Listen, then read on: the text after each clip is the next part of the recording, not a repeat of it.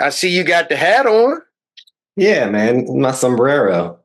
You know you're gonna have to tell people about, you know, this Mexican trip. I mean, that you've been a traveling man, good sir. And the story behind that hat. We have a lot to catch up on, dude. So much.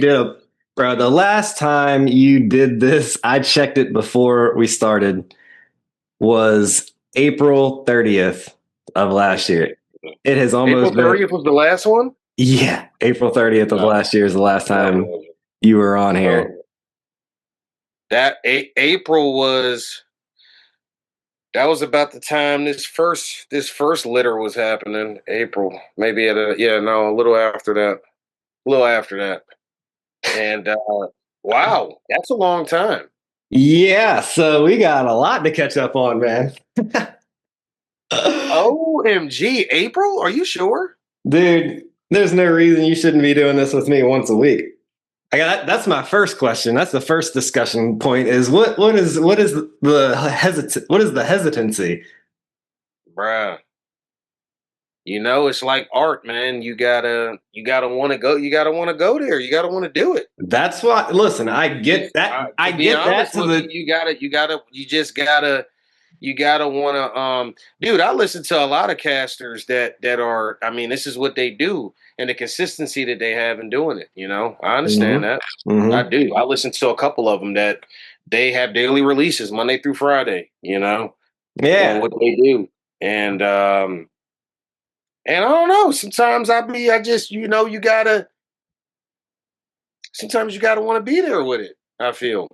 No, I get If I'm that. being That's why honest. I haven't been more pushy than I have. But I guess that begs the question, why don't you want to? I don't know if it's a particular reason. I think it's a mode or zone or like era that you're in, or that I'm in. I mean, there's a timepiece in which I'm like I've been on the go, like work and then other shit. It makes sometimes it gets you out of that mindset of that. I guess I don't know. I just been on the go. Now I've been a little bit more stationary now because I've got all this going on here, but You talking about with the um, kittens? with the kittens, there's a lot to catch up with that. I picked up one, and he's still over here being curious right now, but this the one that's so mouthy that you keep hearing in the background right now. Oh But my goodness. yeah, no, I mean, I think it's it's it's like an artist who it's like a rapper who's like, yo,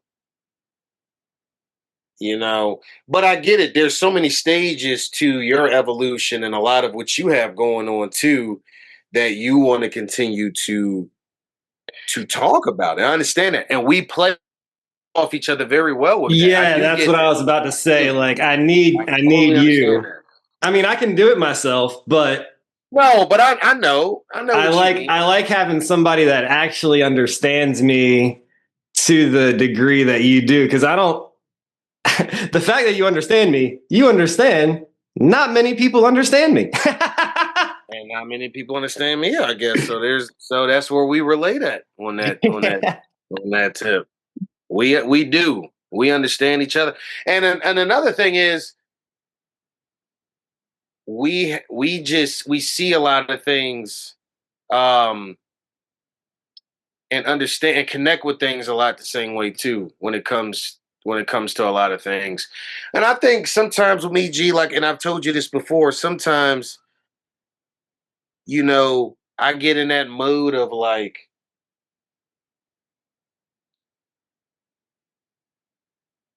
you know how I get, G. Yeah, but I You want to get talk so about that. Like you're kind of like, oh, I feel you. nobody cares. It's like that's the point. Nobody gives a shit. So why not just get on here and talk about what we like to talk about and don't worry about what other people think. No, no, no, no, no, And no, for that'll sure. attract the people that feel the same way. Yeah, no, for sure. And I know. I understand that. I understand that. It's an It's outlet to be real. I don't like being pretentious. I'm not trying to gain an audience. I mean, don't get me wrong. I wouldn't do it if I wasn't trying to gain an audience, but it's not about No, you should be trying to quantity. It's gain an about the audience. quality of the audience for me. It's the Yeah. quality aspect of life that people, they quantify everything. Like qualitative measurement needs to be taken into account when it comes to everything in life. Beauty Right. is part, aesthetics. That's quality. You know what I mean? Yeah. Yeah. For sure. No, I agree with you there. No, I agree with you there. You asked, I'm telling, and I'm thinking, and that's how I felt about it, or have been feeling about it. I've seen, but again, like I keep up with what's going on, of course, and I love some of the interviews that have happened, over the time, and it's needed and it's necessary. And I've told you this before, you're really good at hosting, you're really good at interviewing, man. You're good at that. That is a high level quality of yours in this space for sure. It's all about Now, I'm asking not being questions. biased. I listen to pods. And I think I listen to some pretty quality ones, and it's up there. It's up there with ability to especially that last one that I watched, which was the one with your guy with this endeavor that you've been taking on that I know you have been very passionate about with on the legal side of things and knowing your rights and just understanding the law element to everything and all of it, how all of that ties in. There's a lot to that too. Yeah, you gotta catch up on some of that stuff with me. I definitely do. But there is such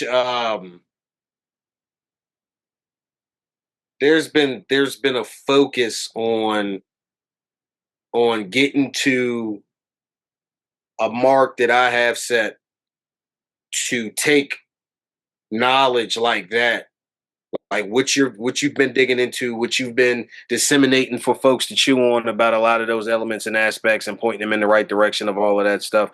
I want to be able to take that and weaponize it in obviously a good way, in a positive way.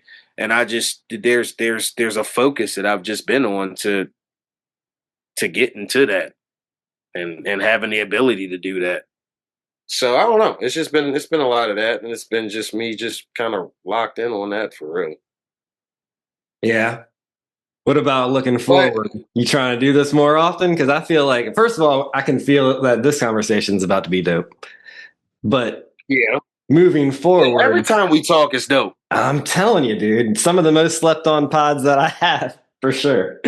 But yeah, man, looking forward, I need you to listen. I know I just said I prefer quality over quantity, but I also want to put as much quality as I can out there. And for you, with you, it's like we can just talk about anything, man. Like when I get a lot of these guests on, I want to talk about whatever their specialty is. Their focus is, yeah, of course. But with me and you, it's like the appealing factor for the audience is how tight we are and how we're able to not only just be tight and be cool on a friendship level, but also talk about some of this high level stuff that people do find interesting. Yeah. It's what we do.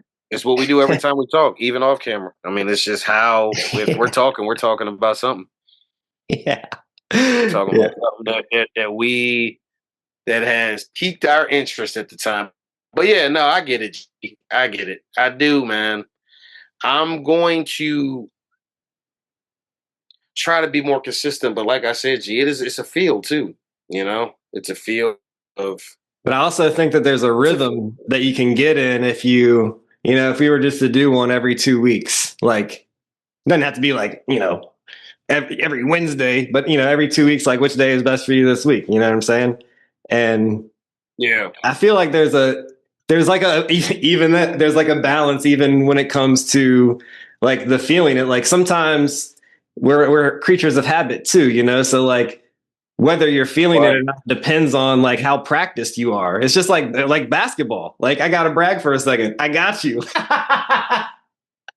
In one-on-one, I knew you were going to find time. I was thinking if I had waited long enough, you would just forget. That's what it is. But that the reason I even bring that up is not to brag about that. It's the fact that when you're out of practice, you're not going to feel it as much. So sometimes if it's something that you do want to do, you kind of do have to push yourself into getting into the rhythm. And then once you're in the rhythm, then it's like, then you're balling. You know what I mean? Then you're for sure. You know what I'm saying? You're in the groove. 80 games a year, you should be ready for the playoffs by then. Yes. I know. No, yes. For sure. No, I know, man. Look, listen, you know that there is I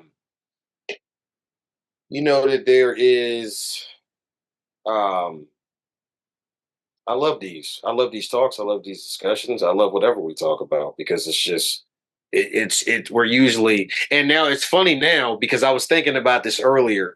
You've been seeing, and will continue to see now that you're in one of these group chats. You'll see some of the shit that I get on here over the years, and I've been talking to you about too, with just like, some of the stuff. So anyway, it's funny because you're in one now where you get to kind of see it up close, and also just.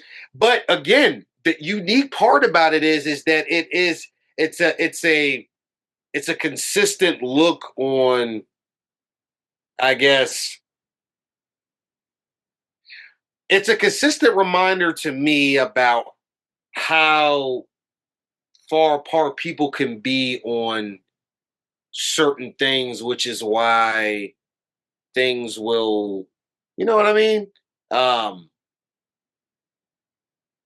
There's just certain people that are wired a certain way analytically. There's certain people that are more emotional about things. There are certain people that are, and I feel we're in a space and time where all of those different things. There is such a thing as truth, though. Yeah, for sure. Yes, we know that, but still, everybody who I know. But just like with religion, like truth. I mean, that person swears that that's their truth or that that's the truth. And you point this direction and they swear that that's true. I mean, the truth thing gets tied into truth is almost as broad as anything else these days. I mean, because whose truth, I can look at something, I do it all the time. I can see a subject on something, right? And that subject, if you go through the comment section or talk to different people in your circle about that same subject, everyone will have a different outcome. And one thing about being in the friend group that we're in, I always find myself saying, when there's a difference of opinion, which is very often, you're like, how is it that you can never, there's got to be something that everyone agrees on. And I've realized in my 37 years on this earth, there's not one thing that I think that I've been like, oh, there's a consensus agreement on this. Unanimous Hall of Famer. Okay. Taking that mindset within life, it's like, so again, it's like, man, and it's, and it becomes fascinating because I find myself thinking about that all the time. I'm like, I am sure that this is an easy one right here. Everyone will agree with this. Everyone will see this one the same way. There's no way that everyone won't see this particular thing the same way. No, there still will be a different way to view that. Yep. And as long as that is, and that's a good thing, right? Not everybody, you don't want everybody being groupthink. I understand that. I'm totally against groupthink for everything. But it's still is fascinating when it comes to these different things. So anyway, that was a tangent of just getting into. I don't know. I think there are some things that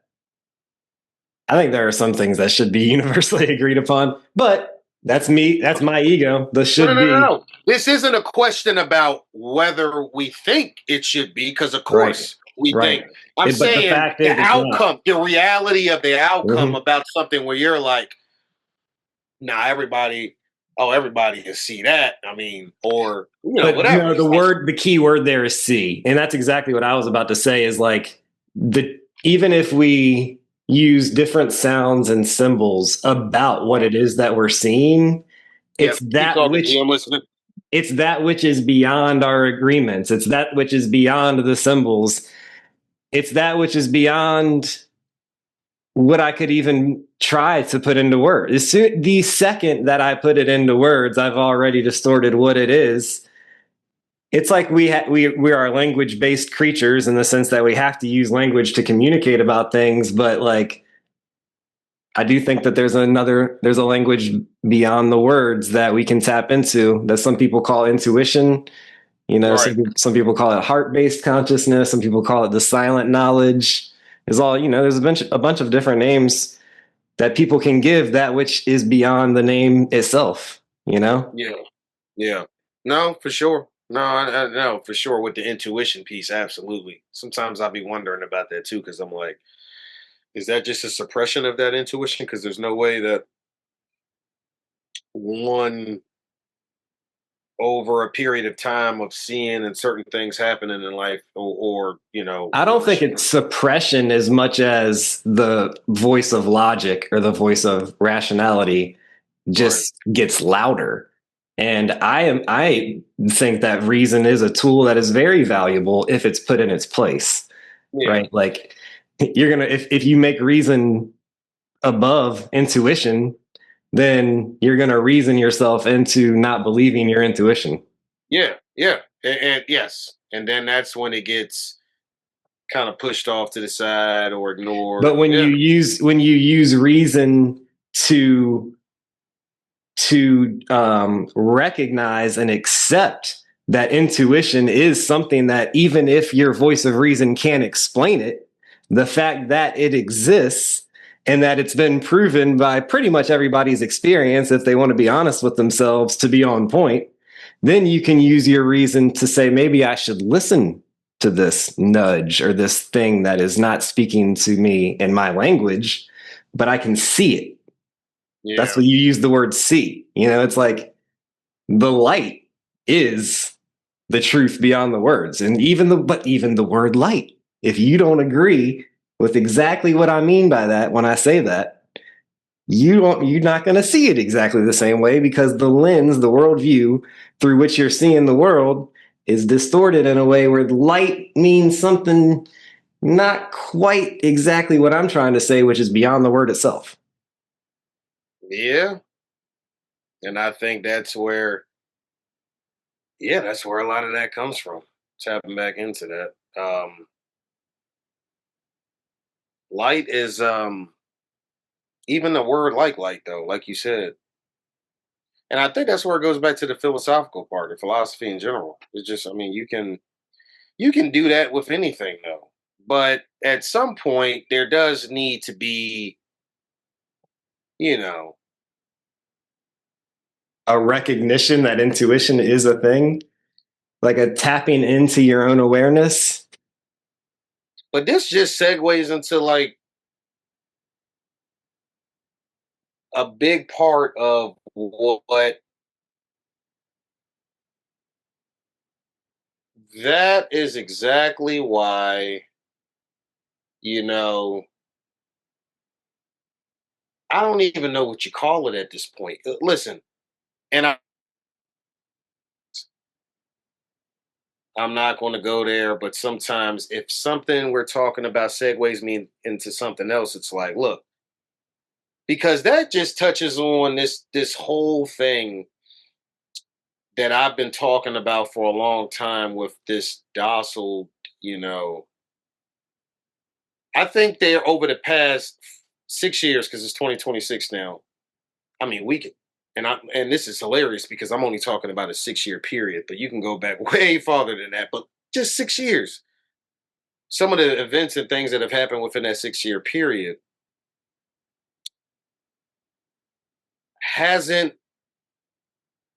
and we've talked about this before too. There's been some, yes, there are more aware. There's more awareness now because we've got to, we've Oh, had to it's. rebrand. I mean, even LT and Kenny are, they're resistant because they hate the fact that we're going to be able to say "I told you so," but Right. they're already recognizing it.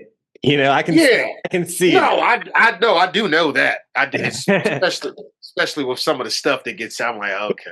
During the Super Bowl, remember that shit was so funny. I kept looking at you Yo, the a amount couple of times times where you I were looked like at a you and I'm weird, like, and we're the conspiracy theorists. yo, that was a running They thing. were saying some That wild was shit. that was such a running thing that's hilarious. But again, sometimes you don't even know you're doing it because all you're at that point doing is just saying it how you see it. You're how you feel it. And you Yeah, don't even recognize it's like, oh, yeah, okay. yeah. But my point, but even bigger than that, just in the sense of some of those events in the past 6 years, and there's really like you go online, they're talking about all that Epstein stuff all the time, right? And there's Yeah. a lot of noise. There's a lot of noise. It reminds me of when all the liberals kept chumping about, man, look, Trump's going to jail. What was they saying? What was they saying before he got back in office? Just all the stuff they were saying about the going to jail thing, and like, and I've been sitting here for years, and I'm like, I, between celebrities, musicians, Hollywood, politicians, any of those tier of folks that are under the elite, but in that little bubble that they sit in up there, where your average Joe thinks they have a lot of power, but they really don't. But anyway, um, what has happened to any of them? Oh, I know. No, I know. I mean, what are we talking about? Yeah. It's the energy and the noise, because that's really what it is. The noise of, I'll go in the house, dad, I have it on. And some of the same, some of the people that No, subscribe so heavily to it. I am not fully in like 100% agreement with everything that HV says on the subject, but I do agree with her that he's a digital person. Like he's not a real. He's a created. He's a John Benet Ramsey. He's a more sophisticated John Benet Ramsey. Yeah, for sure. And we will get to that. But from the aspect of just Of just being open to the fact that there's there's a small group of people running the world that are powerful and might be having sex with children or whatever and doing my it's satanic rituals, whatever that even means. but but first of all, who's ever been taken? No, whether it's true or not. They throw people bones. Oh, okay, we'll throw you Diddy, Right. or we'll throw you Fall I guys. don't know, whoever the hell else they throw out. We'll throw you something Scapegoats. Yeah, yeah. so irrelevant to the bigger picture in the bigger scheme of things. And then you've got these people over here. I see it in some of my other group chats, with the libs in there. That's just like, oh, matter of time, oh, he's going to jail. Don't you worry about it. Crimes against this and this, that, and the third. And Trump, it's just, and then the other side is I the love the other libs, side, man. and then I the don't other like side, the I don't like conservatives, you talking they're about my like, people like hey, that, man. we're going to get all of those child molesters, and we're going to do this and do that. Gee, it's just such a show, bro. I get it, It's but such a I show. can't have you talking about my libs like the libs. They're my people too, man. They're all my people. Even the MAGA, like everybody's human. People have just gone way off path. They've lost sense of reality, man, of truth, of Well, love. I mean, it's not just about saying the libs. I mean, No, I've had an episode where I just call them humans. I'm just like humans. They're out of here, yeah, no, I and know, they, I get it. I get what but you're but I but saying. I, I am The saying them. philosophy and the I'm beliefs are saying them, so G. because illogical it's so and just, easy. yeah, It's hateful. so easy to pick up on what triggers them, Oh, what triggers I the other know. side. I That's why know. I say libs. I say libs. That's why I say the No, conservatives, the second because agreement. it is tuned to operate both sides, Yeah, that's why the and all second the agreement is triggering. so important. Don't take anything personally. If people would actually not take anything personally, Yeah, and if literally, if in the next 24 hours, every single person on earth stopped taking anything personally, whether Mother Nature does it to you, or whether another person does it to you, or whether your thoughts do it to you, or whether anything does it, if you just stop taking everything, we would be living in heaven on earth in 24 hours. That is how powerful that agreement is. But people take everything personally. So I think, realistically, I don't see it happening in 24 hours. But if people took it seriously and actually understood the profundity of that agreement, it would happen that quickly. impossible. But I know. Nothing's impossible, but that's not happening. Not in the next 24 hours. Maybe down the road when people get closer and closer, and then maybe there's a time where it just snaps and they get it. But yeah, no. As of right now, seeing the world that I'm seeing, that I interact with, people are, they've lost sight of what's real, which is love. That's for sure. Everybody cares more about being right than about being happy. Yeah, man. This thing is just tuned a certain way, you know. It's just tuned, but also, you can control it in a sense for sure. We have more control of it than we think. Um, I just guess I'm talking from the instance of, if there's so much outrage about what apparently is happening.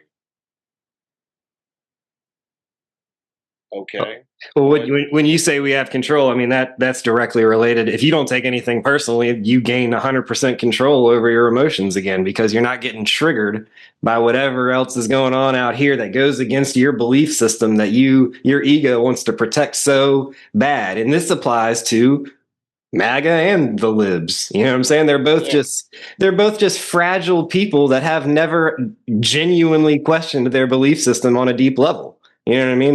I They're say it very about the but shallow when it I comes say to the their same. beliefs. I say the same thing about conservatives. I'm like, okay, well, Oh, if this, for sure, if, for sure. we know the Epstein thing is controlling that side, and then um and then, well, I don't even know what's really. I mean, everything. I mean, there's so many triggering points with them, with LGBTQ and many other things that's used to weaponize that piece. But I Right. guess I'm just saying, it's just, there's these things with, all the information that's out about the vaccine since 2020, uh, uh, and then now with this Epstein thing, and nobody pay. I try to remember, like, when people say stuff, and I'm like, okay, so what happened the last time that there was something? I mean, nothing. Like, what do we? I try to just figure out, like, what's changed, or what do people think would happen that's different about something. No, when it comes to No, those things. I don't think that the people that were super pro vaccine have done the inner work, so to speak. They're still in denial about that whole situation, Oh, which is sad more than, I mean, yeah, I'm not angry anymore, and I'm not going to take it personally and be sad about it, but it's, you know, looking at it, it's like, man, I kind of feel bad for you, but at the same time, I know that all it takes is you like being honest with yourself and being real, and you can get over it. But I yeah. don't know. I guess for now, the denial is acting like a scab until the skin heals underneath. I don't know. That Like was an that's a interesting line on that Game metaphor. album. Speaking of that, that was an interesting line he threw in there. I'm glad he threw that in there too. Because more people need to speak out about it. Right. Right. I agree. Bottom line. So anyway, by the way, flamer of an album.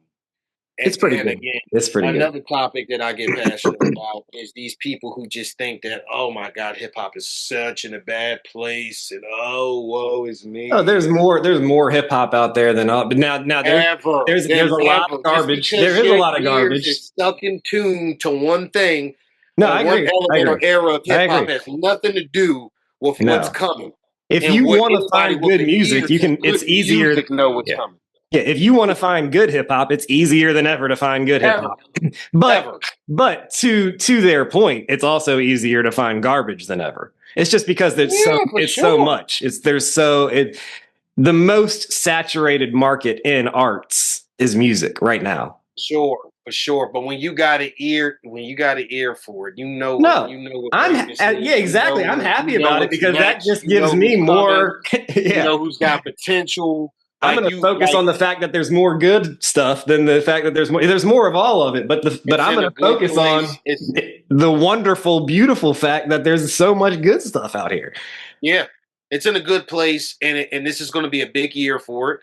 Yes, it's transitional as all things. You hit an era in which, and I mean, we talked about it a couple years ago. I was like, I wonder what's next. I always talk about what next, what sound, who has been working in the lab and taking some of the stuff that a lot of the old heads complain about, but you can take some of those ad libs and that sound and that stuff you complain about and mix it into real artistry. You see artists like Keem and many other artists that are coming up right now that are lyrically gifted and they are making it sound witty and unique and interesting and creative because of ad libs and sounds and what you could do.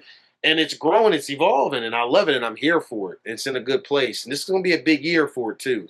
It's Yeah. already starting off hot. You had Cold Drop.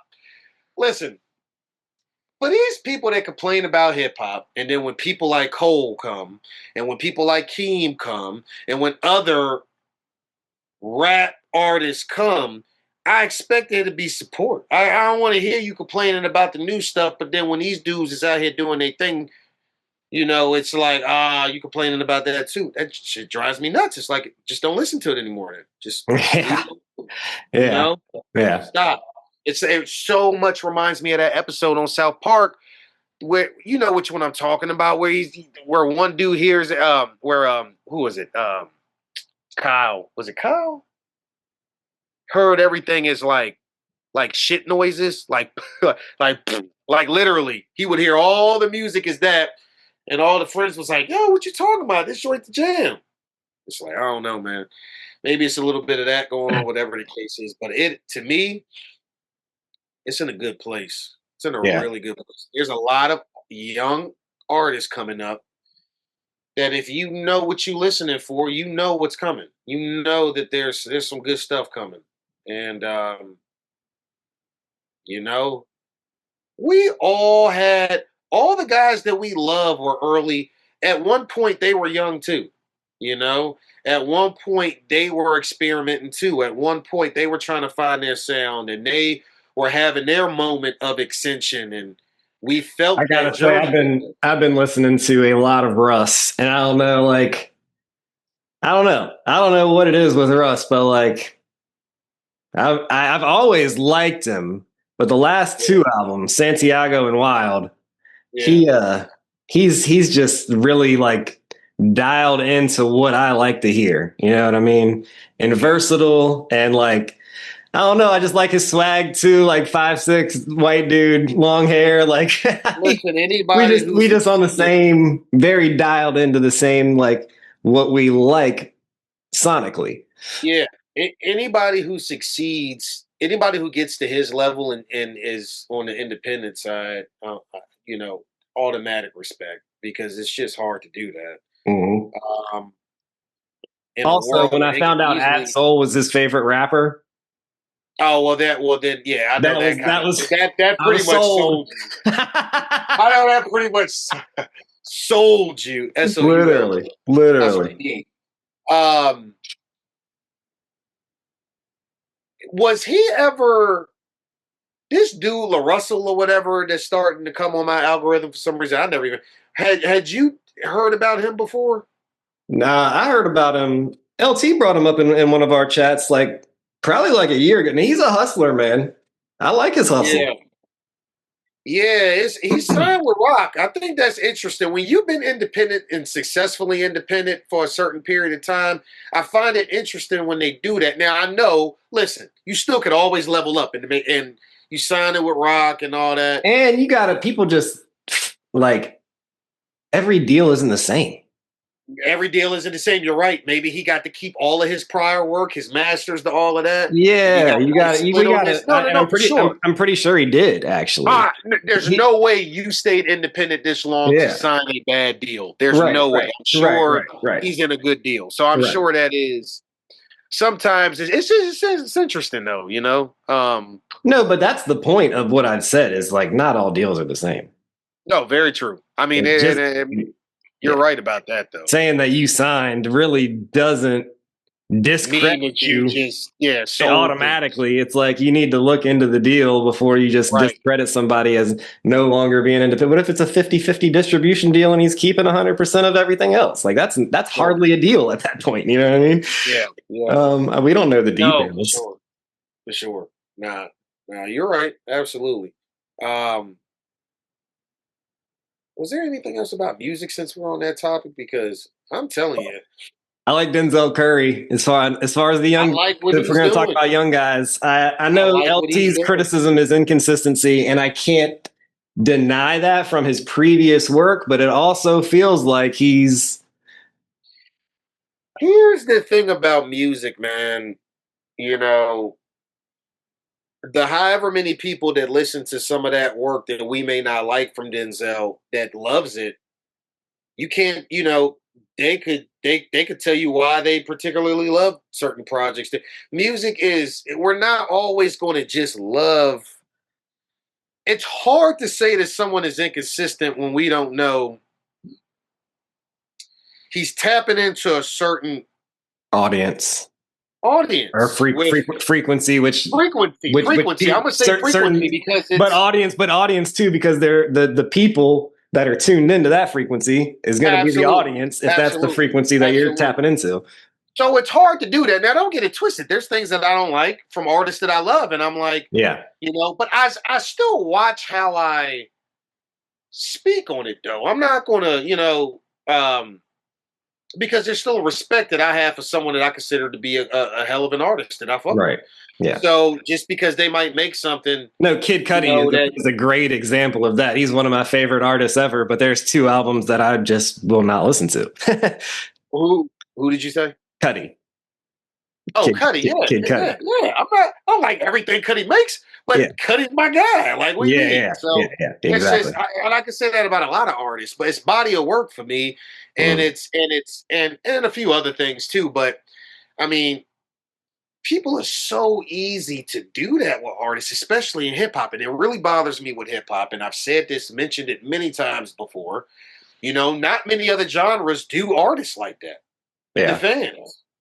But hip hop does. I got a problem with that. It's like I seriously do. But anyway, I like what Denzel's doing. I like this group he's putting together right now. But I've got something that I want to talk about that I want to talk about. It's easy to call the Keems and some other folk. It's kind of easier to call them because you can almost see that, okay, yeah, they're plugged in, they're tapped in, they're getting, you know. But I don't think people, and it's easy to do this because of the kind of music that he makes, but he has shown versatility with it. I never 10 years ago thought that I would feel about Lil Yachty the way that I feel about Lil Yachty in 2026. Never in a million years thought that. Yeah. And I've said that about other artists too, even Thugger and some of these other artists, that it's like, okay, now you're talking about, if there was two branches on a tree of hip hop, there would be the Kendrick Lamar branch with all of those type of artists, you know. Yeah, you know, Kendrick Lamar and all the rappers and all the there's messaging, there's certain messaging. Then there's Drake and all the more fun, playful turn up, club mindless rap. Right. Yeah, even though Ignorant, but like, that's kind of what cool. that's how I look at it right now. I would obviously Yachty kind of falls on that spectrum, but he's done some things with some people that's interesting on the hip hop side, Cole and many other things that keep it very respected in my world, right? Now, he, like Tyler the Creator and some of these other artists that have now stepped into a place where it's like, okay, all right, all right, you may, like it's time to respect some of these young cats too now. And Yachty is building this group called Concrete Boys. And Concrete Boys had Caribou and they had a falling out. I don't think she's part of the group anymore. That's sad. But I like what they're doing a lot. A lot. And yes, they're going to tap into that shit to make you, it's more of a turn up vibe. Yes. But it's different with what they're doing and how they're doing it. And them boys is rapping. And I can hear it just like I can hear it in any artist that's hungry. And this is what I loved about a lot of the cats that we grew up listening to. When they was hungry, bro, when they were trying to go up with it. I love finding those cats because it's different. Like that girl Wynn that I tell you about out in Seattle. That these people, not only are they talented and creative, you feel it. You feel it. St. John and some of these other cats that I love because I see it and I feel it with them. Like I'm like, yeah, I know you. You bubbling. You're almost at that pinnacle piece, and nobody in my age group is going to talk about Yachty and Yachty's group. I understand that, but I am because I like what they're doing and I feel what they're doing. And they're about to drop their second project, their first project, which is so dope and so smooth. And there's a different kind of smooth, right? Like what Alchemist and Larry June and Two Chains did on that project. That's a mature smooth. That's a different smooth. You got to remember these young bucks is coming up. They Gen Zers and there's different, But I appreciate and I respect it because there was at one point where the old heads was looking at us like, "What you talking about? Some Travis Scott? What's that?" It's the same thing that we're starting to do to some of these other cats, and there really is still a lot of talent. You can't throw me in there. You can't throw me in there. I can't. I'm a youth. No. I support the youth, even if I don't like the music. Like, do your thing.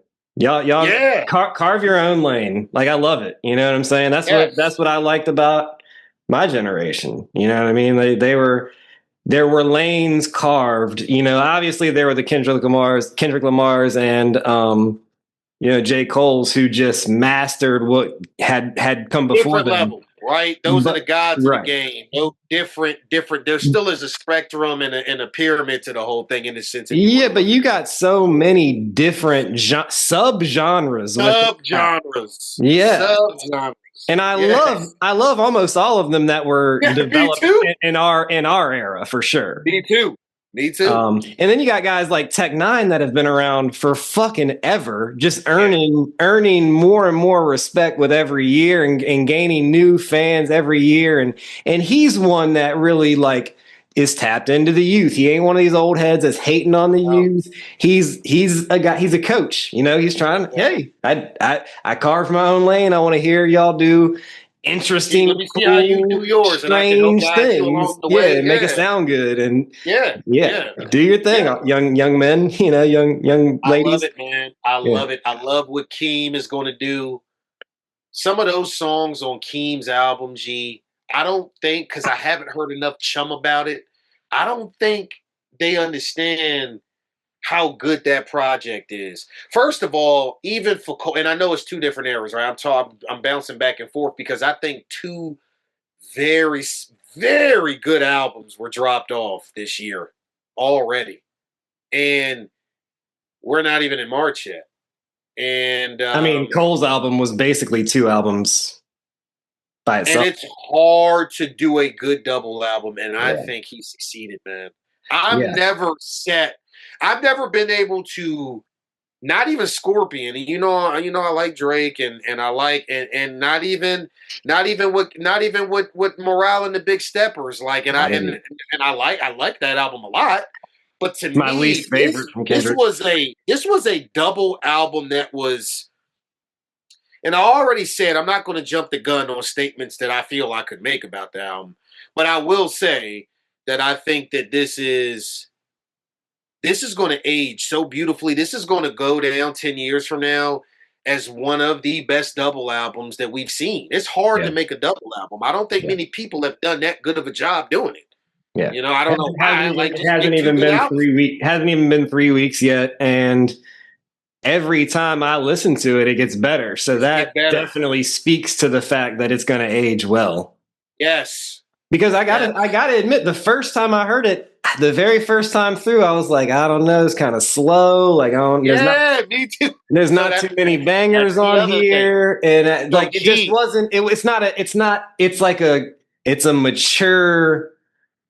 It's gotta develop. It's gotta like you gotta like taste it and really let it sit on your For tongue. sure. You I know was what I'm going to say saying? that too, G. It's been a It's while. got a lot. It's got a large. It's got a wide palette. You know, so there's a lot of Yeah. versatile, like subtle.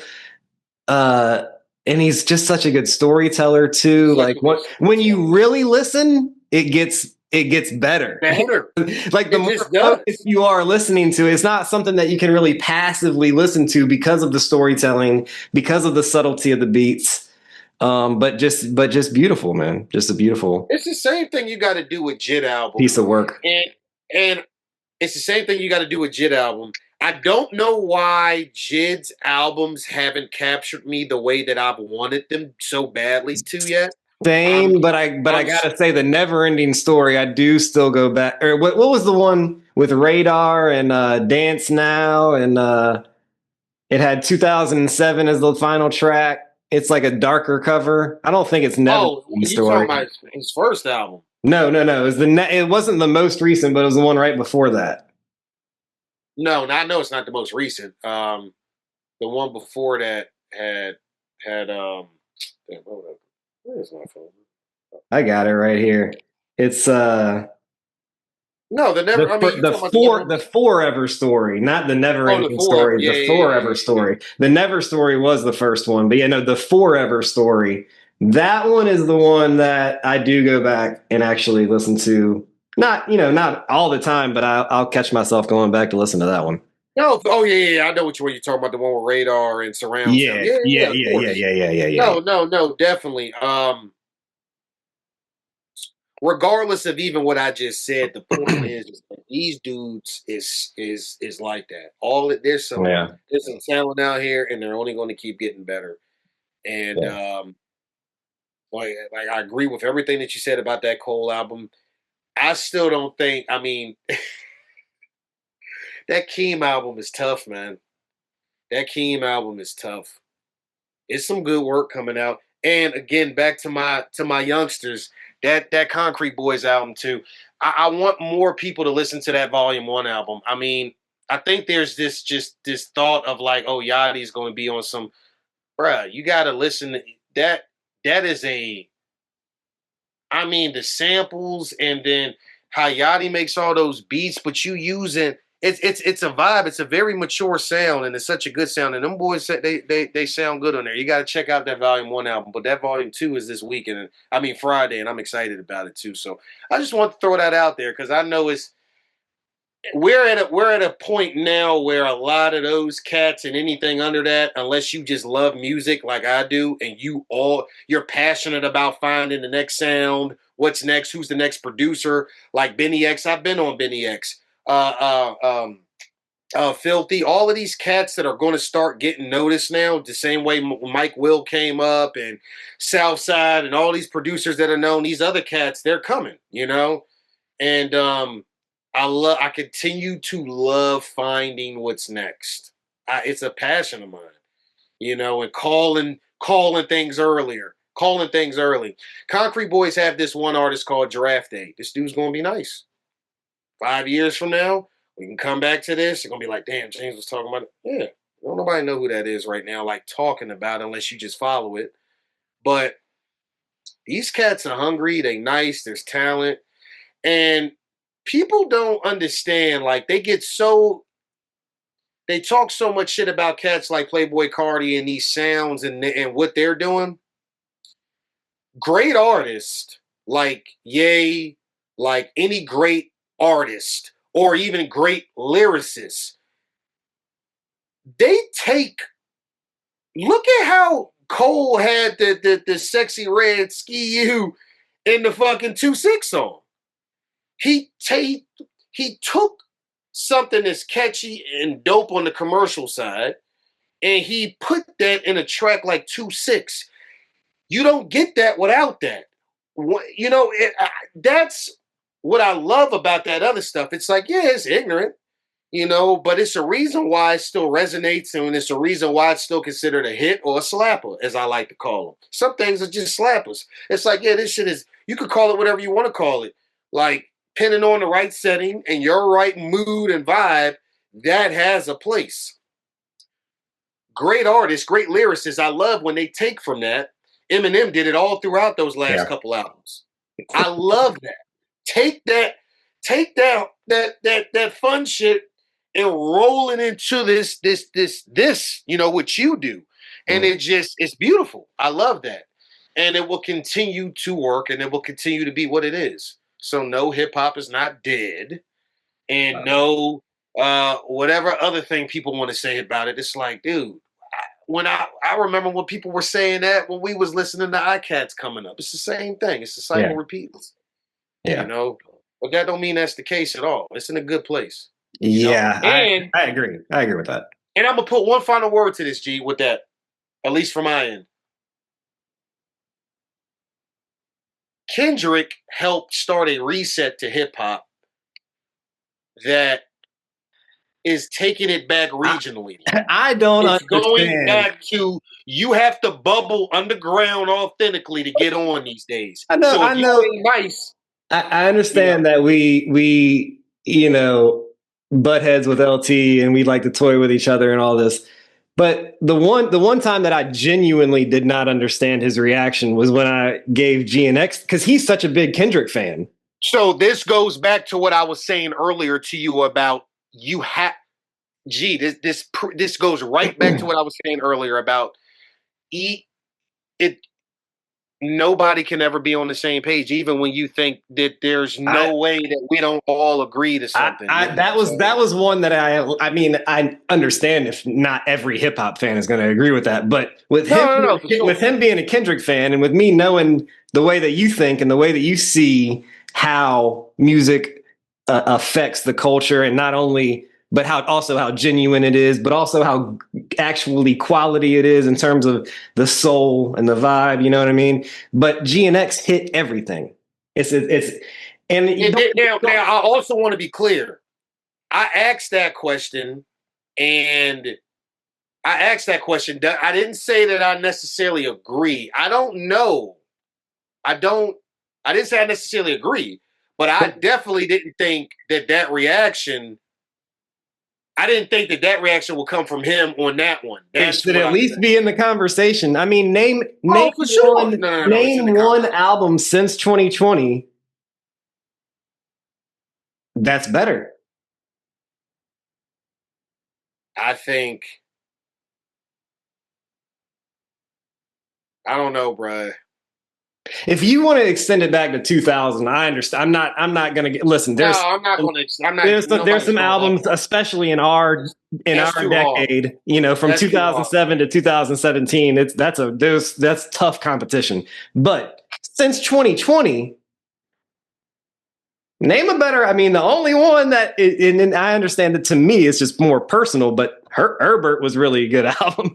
But I know nobody's going to put, on a collective level, I don't see anything beating or even being in the same conversation with GNX since 2020.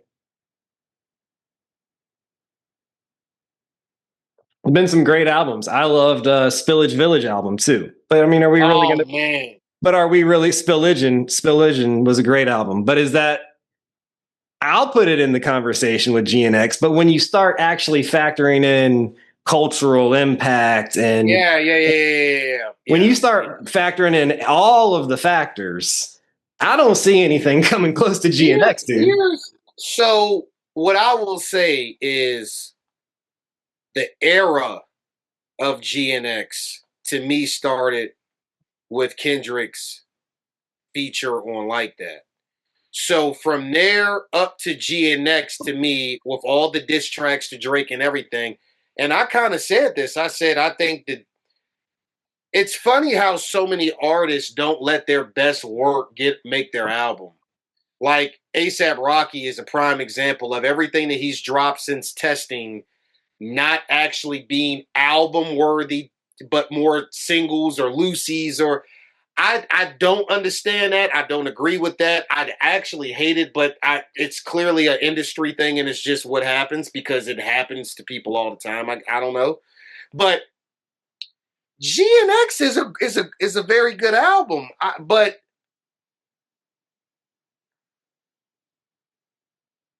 I don't know, man. If I'm being a real critic, it's like a 9.6. And I don't see any other album being above a 9.6 if I'm being a real critic. And I'm not, being a little more loving like I normally am. I mean, that's giving it like the lowest score I could give it. But I do agree. I honestly need a list of everything that's come out in 10 years for me to. But I'm saying 10 years, because if you go back that far, there's some albums like Mac Miller's Swimming album and some other ones that are like, oof. Oh, well, maybe not. But if you only go back to 2020. Okay. So 6 years. Yeah, my bad. I still would need to see more. But even 6 years does make it a little easier to be like.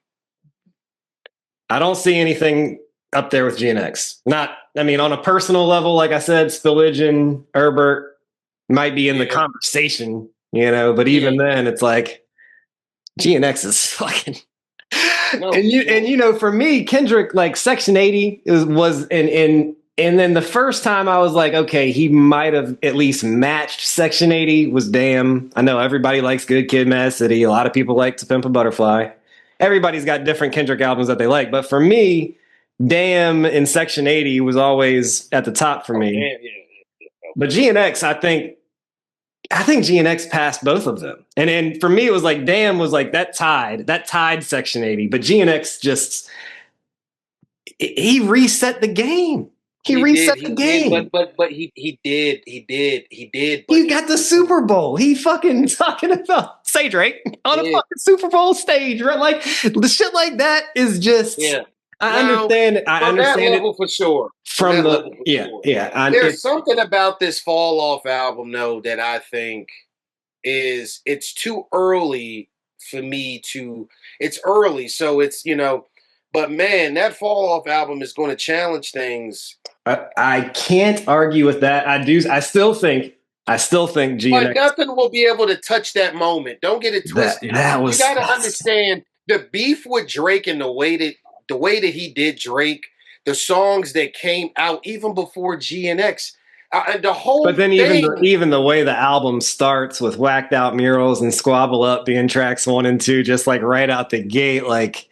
And then there are moments where he slows it down, obviously, with Luther, Gloria at the end.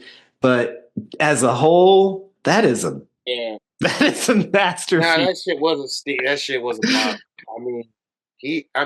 Listen, nobody's denying. Hey now. But nobody's denying that. But I will say, TV off. The whole there's not a skip. I mean, for me, I'm going to skip Dodger Blue and Luther, unless I'm in the. But those aren't bad songs. It's just no, you just got to be in the vibe and right. And I'm not always skipping them. That's for sure.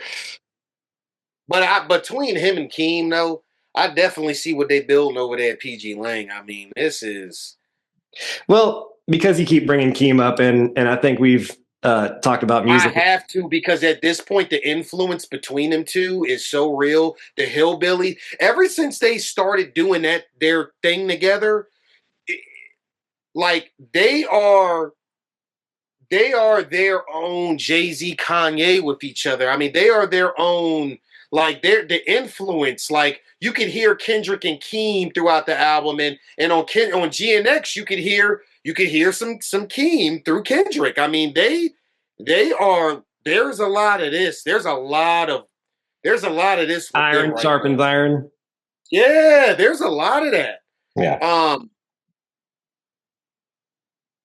yeah, and obviously we already know what Ab Soul is doing to influence Kendrick, and he says as much. And I love that. I guess my whole thing with the Ab GNX thing Soul is is the like, rawest motherfucker on the planet.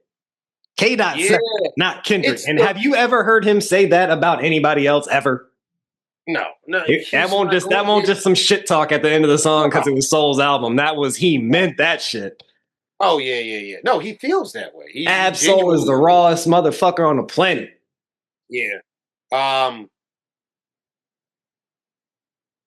I don't know, man. I love so much of the game. I love so much of artistry of hip hop artists and the subs of it, and I love it. I love it so much. It's room for it all to me. And yes, some things do deserve to be whacked and spanked for being trash or for being clearly um, industry driven or planet whatever. I get all that. But man, um, it's a lot of stuff that's still good out here and bubbling very well, and I love it. I love to see it. But anyway, we didn't talk about that enough. I could talk about Well, the tunes all day, bro. I got a story that tangents, but I got a question before we go there. Do you know why he named the album Casino? Because I just think it's Yeah, ironic. it was supposed to be named golly, it was supposed to be named something else. He decided to go with Casino. Um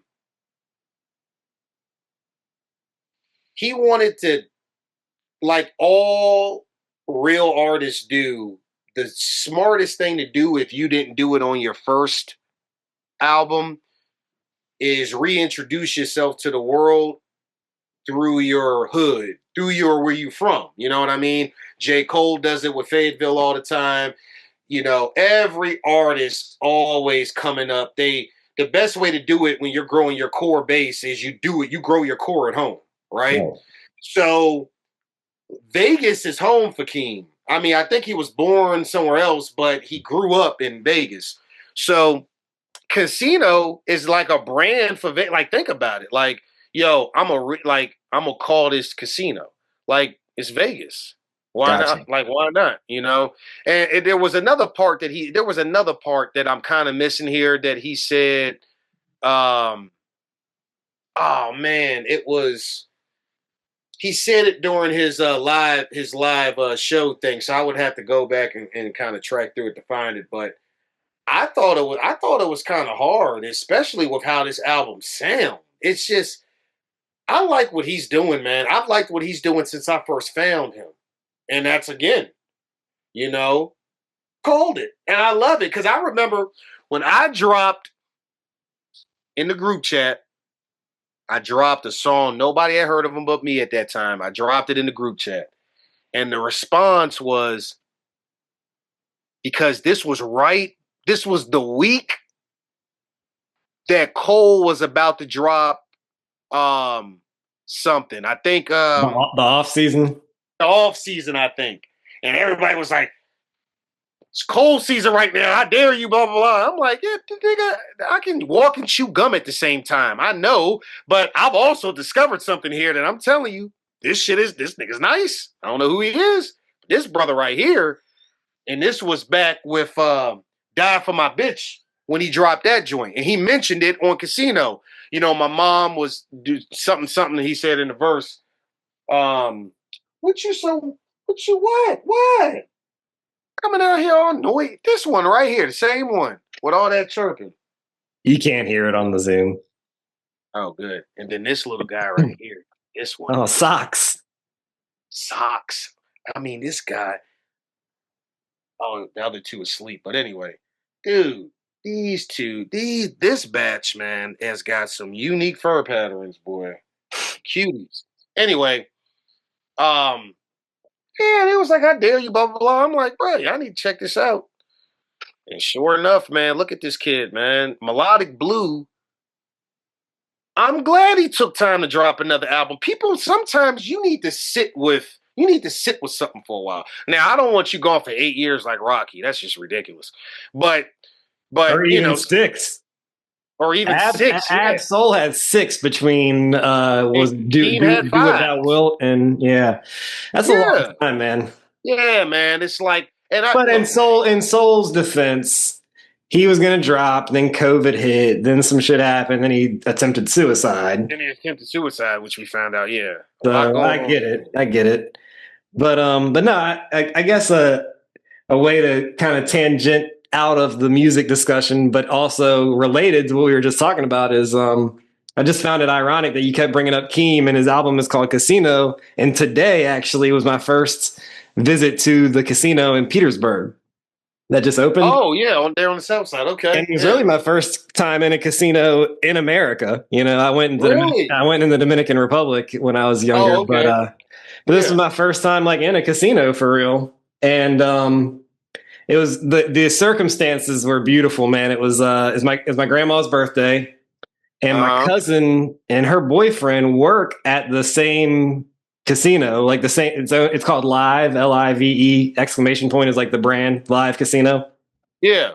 And she works at the Live up in Maryland, and they're going to move down here once they open the permanent building. But they decided they didn't want to work in the tent basically that they've got now. It's a very sophisticated tent, but you know, it's not the final casino or whatever, but It is open. And so after we had lunch for my grandma, my cousin was like, "Gee, that got approved." Yeah.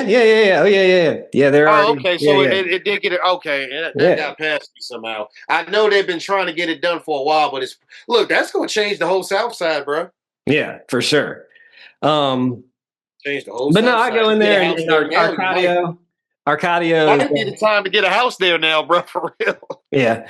So Arcadio is my cousin's boyfriend, and my cousin, they both work at the Live up in Maryland. And so after lunch, they're like, let's go to the casino. And I bet that I'll know somebody there who will hook us up with free play. You know, like just like I'm thinking $20-$50 at most. They'll give us, you know, and just fuck around on the slot machines for a minute, maybe get a drink or whatever. So we get there. Homeboy hooks up all of us with $150 of free play. Nice. And so then I go, you know, you got to check out my last couple pods. I've been on this language beyond words, this intuition, following the omens, following the signs. Like that's what led me to fucking Mexico, really. Yeah. But we got to get into that too. But you know, like I'm just like trying to train myself to listen to my heart and like really tap into that intuitive knowing, right? So like what I was doing was I was walking around and I was just like looking for the slot machines that were like had like a little glow to them or like something different, something like that I could only see or sense, but it wasn't like like my English voice telling me like that's the one. Yeah. It wasn't like, oh, that's got a cool symbol on it or something like that's attractive. You know, it was like I was looking for that which is beyond the symbols, you know? Yeah. And, how did that go? I walked out of there, $190 cash. I couldn't take that 150 and just say, here, give me cash for the 150. That's not allowed. Like the way it works is like they give you money that you have to play with and you either lose it, but if you win, you can keep what you win. I walked out of there with $190. Like if it had been my $150, I would have only walked out of there with $40. But I see. It was $150 in free play. Free play, so the 40 and on top won. Of that, so you got. Well, no. I didn't win. I didn't win $40. I literally won 190, but I had to spend all of the one. Like anytime you win, you can cash out the winnings. But if you don't win, you can't. The only way to convert the free play into actual money is to win. Yeah. No, that makes sense. I see what you're saying. Yeah. So I had to use the 150 of free play. I actually had $190 when I still had like $18 of free play left, but I didn't win any of the last $18 that I, used for my spins or whatever. But I still kept that 190, and whatever I won, I could keep. And I wasn't about to use any of my winnings to play more because I'm not a game. I don't. My dad was a Yeah. gambler. I learned Yeah, me, yeah. No, I'll I feel you. gamble, but I'm not a real gambler. You know what I mean? I don't even like the way the casino feels. Like it's just set up to fucking extract money and Extract money energy. from you. Yeah, yeah. I mean, that's what it is. You know what I mean? And that's That's why how I feel about that's the why the strip club for drinks the are most cheap. part. You know, because drinks lead to more aggressive gambling. You know what I mean? Yeah, that's how I feel about the strip club. You most of the time too. Yeah, I'm exactly. The like, same yo, concept. Same concept. I love the art of beautiful women, but good God, bro, Nah, no, yeah. no, No. no. Yeah, exactly. That's where I'm at with that too. I poke in once in a while. Yeah. Not even once in a while. Usually it's because somebody that made me go out there for a birthday or something. Yeah. But no, I Yeah. feel you. I I'm feel not you. saying I've But never been, but it's just no, not. of course we've all Of been. course, we love the art of beautiful women, but it's just Yeah, man. I don't know. I gotta Yeah. I got a Yeah. moral Oh, I'm gonna compass. act all feng shui with your ass. Nigga, you just want get out of here. You just want money. Shut up. Yeah, exactly. What's your But name? no, that's so. But good. I didn't real. Respect the Somehow hustle. got past me that it got approved. Yeah. Well, no, but the point of me even telling that story was just like I was just practicing, like, because I won like 50 bucks. Practicing at picking up on Yeah. something outside of what Yeah. your traditional senses Like allow you. I remember, for example, the very last one, which I won like 60 bucks on this one. It was like the last 60 bucks that I won, but Yeah, I had like 20 bucks left on the yeah. free play. And there were two machines that were the same game, but one of them kind of had that glow and the other one didn't. But the one that had the glow, someone was sitting right next to him. And like, I don't know, it's like kind of polite behavior to not sit right beside somebody if you could sit in a seat where there would be an open spot in between you. Yeah. But but in my mind, I was like, no, if I sit where there's an open spot in between us, that's just because I'm conditioned to do that, because I Yeah, want to be true. polite or whatever and not like get in this guy's bubble. But my intuition was telling me the winner was the one right beside him. You know what I mean? And literally on the second spin, I won like some bonus game, and then the bonus game won me 60 bucks. I was like, that there's Wow. something to this. There's something to this, like following the signs and not worrying about like polite societal etiquette and all that shit. You know what I mean? Like Yeah. follow what's real. Follow the passion and the feeling and like the richer knowing the knowing where we don't know how we know, but we know. Right. Right. No, I feel you. I feel you on that. That's awesome. No, that's awesome. That's awesome. Speaking of which, though, because those same intuitions took someone out to Mexico recently. Yeah, dude. And that experience, which is funny because as soon as you get back, all hell breaks loose over there, right? Well, Or not in the area I was, but yeah, technically. got you. Yeah, but in general, yeah. But But no, I it's mean, you can get how hotels for was that? $12 a night right now. You could do what? Say that again. The flights into Mexico and the hotels right now, like after all the shit kind of broke loose, is really fucking cheap. So I'm thinking about going again. I ain't even worried about it, G. I ain't worried about it. Let me put something to you this way. If you lived in Europe, if you lived in Mexico, and you were watching American news, you would probably think that you need to stay the hell out of America too, right? Yeah, oh, for This sure. is what the news does. It's Now, just scary. listen, Yeah, I'm not. I'm scared. not even here to get into that. You know that we can get into about all of that. Yeah, I you know how I feel about half of that stuff, bro. Just yeah. like everything that was going on in Ukraine. I'm sitting here talking to people from Ukraine on Twitter. Is totally different experience about a lot of things, right? I'm not even getting into that. But all I'm saying is, I bet you, I'm not. I understand that stuff be popping off in Mexico with cartels and all that other stuff. But I'm just saying, you based on the picture I saw, I think you'd be all right over there because until you open your mouth and speak English, you look like you were playing the part very well, sir. the vibe was live over there, but it looked like a good time, man. It looked like a good time. Were you how's the water look over there? Does it look more like Florida water or more like Virginia water? I ain't never been to Florida, but it's clear, Okay. especially More like around the Florida water. island.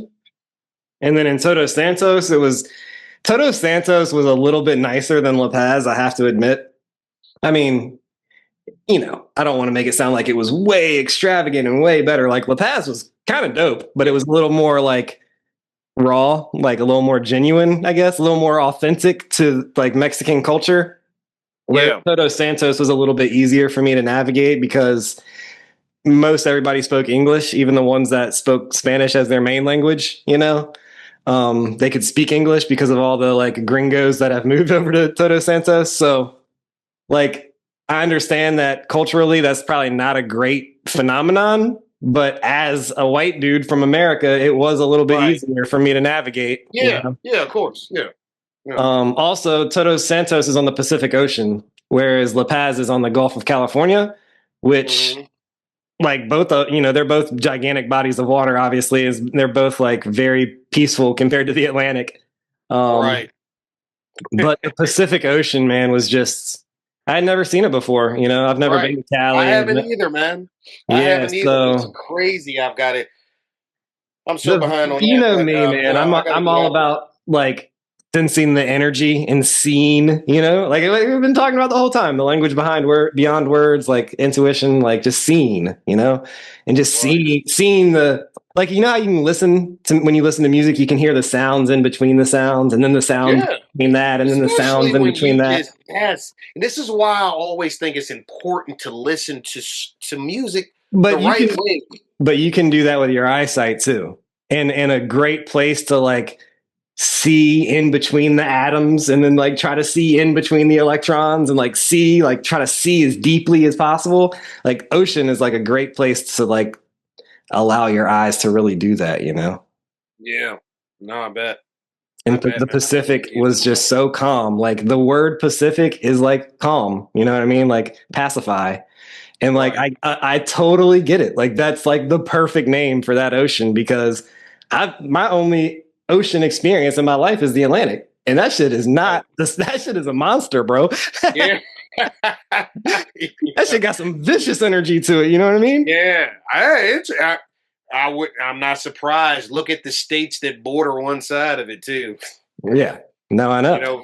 Sending off some frequencies from one side, and it's not. I'm sure the Pacific is pretty wild too, but I guess it just depends on what parts. Where I But went again, was you might. just Gee, it might not serene. be. It was Yeah, serene. It was just so different energies flow out peaceful. from the West Coast too, so I find that to be interesting. Yeah. You It was know, very, very, very peaceful and just like how is serene. So what did you do at night out there? Like, was there like? There was a carnival. There was like, dude, I went out, I picked again. I didn't do this on purpose. Like, this is just following the signs and like just Right. perfection lining up in so many different ways. It was festival season. They had like a carnival in La Oh Paz. yeah, you said that. You said it was festival season. Yeah. Every Yeah. night that I was there was like a carnival and like it was just fucking epic, dude. The whole thing was just crazy. How long was the plane ride? So to get to La Paz is basically 3 flights. Oh, Because okay. well, It's because an yeah, island off of Mexico. no, just because of the way the airports work. Like you got to go through bigger airport. Like Richmond doesn't fly to anywhere. Richmond usually only flies to like other big airports. So like, Hold on, G. I'm listening to you. I got it. I got it. Oh shit! I didn't see this. no, you're good. I got Um, buddy. uh, I'll put you in the damn box too. What is for wrong with for this trip, I flew to Atlanta and then from Atlanta to Mexico City and then Mexico City to La Paz. Um, when I was going to Teotihuacan, which is not far from Mexico City, I went through Atlanta on the way there, but through Chicago on the way back. So like when you're flying international, you're basically gonna like I could drive up to DC maybe and fly international that way, but if I'm gonna fly out of Richmond, I'm pretty much guaranteed to fly to a bigger airport and then you? Right. and then to Mexico City. And then if I'm going elsewhere in Mexico that's not near Mexico City, you pretty much have to go from Mexico City to wherever that is. So it was 3 flights there and 3 flights back on the it's like 12 hours of flight time ish, but you gain 2 hours going there. No, it's like 14 hours of flight time. Right.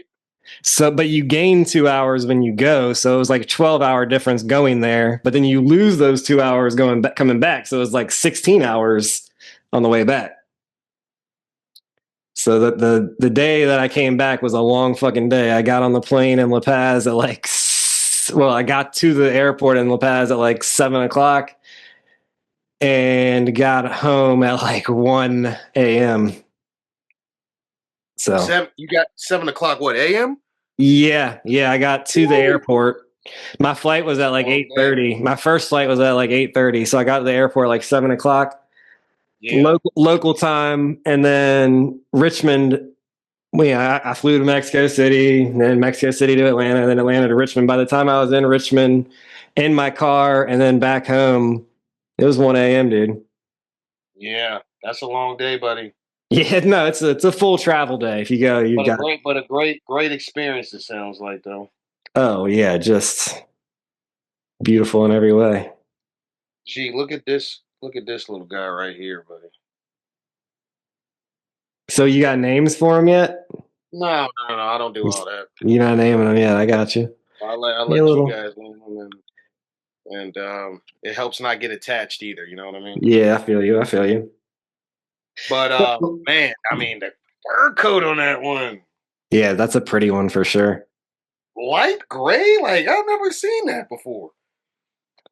One thing you brought up, one thing that you had brought up that you wanted to talk about on the pod over text message, I guess it was like probably last week now, was old Seahawks selling right after their Oh man, thank you for bringing that up. Like, what a perfect time to let that happen. And I mean, the valuation after a Super Bowl win. And here's what's funny about it. You know it's going to be Bezos, okay? I promise you that. Mark my word. I've been saying it forever. Now, of course, when Washington was up for sale, I wanted it to be him. But one of the big things at that time was he wasn't quite ready yet, and he grew up a Seahawks fan. He had his eyes set on the Seahawks. So he wasn't pushing for that one the way that he could have, and that would have drove the price up. It would have been a bid war, went higher. This one, the NFL is just going to pretty much say, hey, Bezos, man, you can have it at this point. I mean, he's going to pay for it, but I just mean top dollar. It's going to be top dollar. Like, just the odds that, again, we talk about this all the time. What are the coincidence? odds? What a coincidence. What a coincidence. We could have a segment on this show called Coincidence, and we could probably run that segment for a decade, and forever. I mean, because there will always be these little things where you're like, especially in stuff that is already highlighted for just, having some things with it. But I mean, what a good time. What a good time to be the NFL, man. I mean, just rolling in dough. And now next season will be the most amount of international games ever at 9. There's going to be more streaming games. There's just going to be more and more and more for the NFL, man, and that's how they operate, man. They're never satisfied, So. Until people like us stop watching it, why not? I mean, we know. I know. We know what's up, and we still support it. I don't support it like I did. I've never denied it. Yeah. I've never denied it. I've always been like, listen, true. My little, if you want to call it, excuse is, hey, at least I know what's going on, and I'm willingly participating in it. Versus like a wrestling fan. Yeah, exactly. But even wrestling to me at one point was like way better than it is now. I don't give a damn, man. That shit back in the day was undefeated. The era that we grew up in, I know I'm biased, but let's be real. There's not even. This is like what people say about old school basketball, which I agree with, by the way. Kind of. But definitely WWE and WWF stuff, man. I mean, it's just you can't. The characters that we got to have back then growing up, boy, woo, can't beat it. I don't care what nobody say about that. I never got into that. Never got into wrestling? No, no. You were baseball first, right? Growing Yeah, up? baseball, NFL, they've always been my okay. favorite professional sports. I always liked I've always liked college basketball more than the NBA. Now you'll hear people say that that's like a racist statement. I'm like, how the fuck is that a racist statement? Wait. No, That was a thing. That was a thing on Twitter for a while. Like if you're the type of person that says you watch college basketball but not the NBA, I already know you're a racist. And I'm thinking to myself, well, damn, I guess I'm a fucking racist then, because I've always liked college ball more than the NBA. Yeah, that's the stuff that is nonsense. It's just nonsensical. Yeah, that's the stuff that allows the stuff to be oversaturated with. That's the stuff that allows the people that are like it allows it to fall on deaf ears, because you keep putting it with just things that are just, come on, anything and everything is racist, and then it becomes watered down and diluted. Yeah, so like you can't even pay attention to that shit.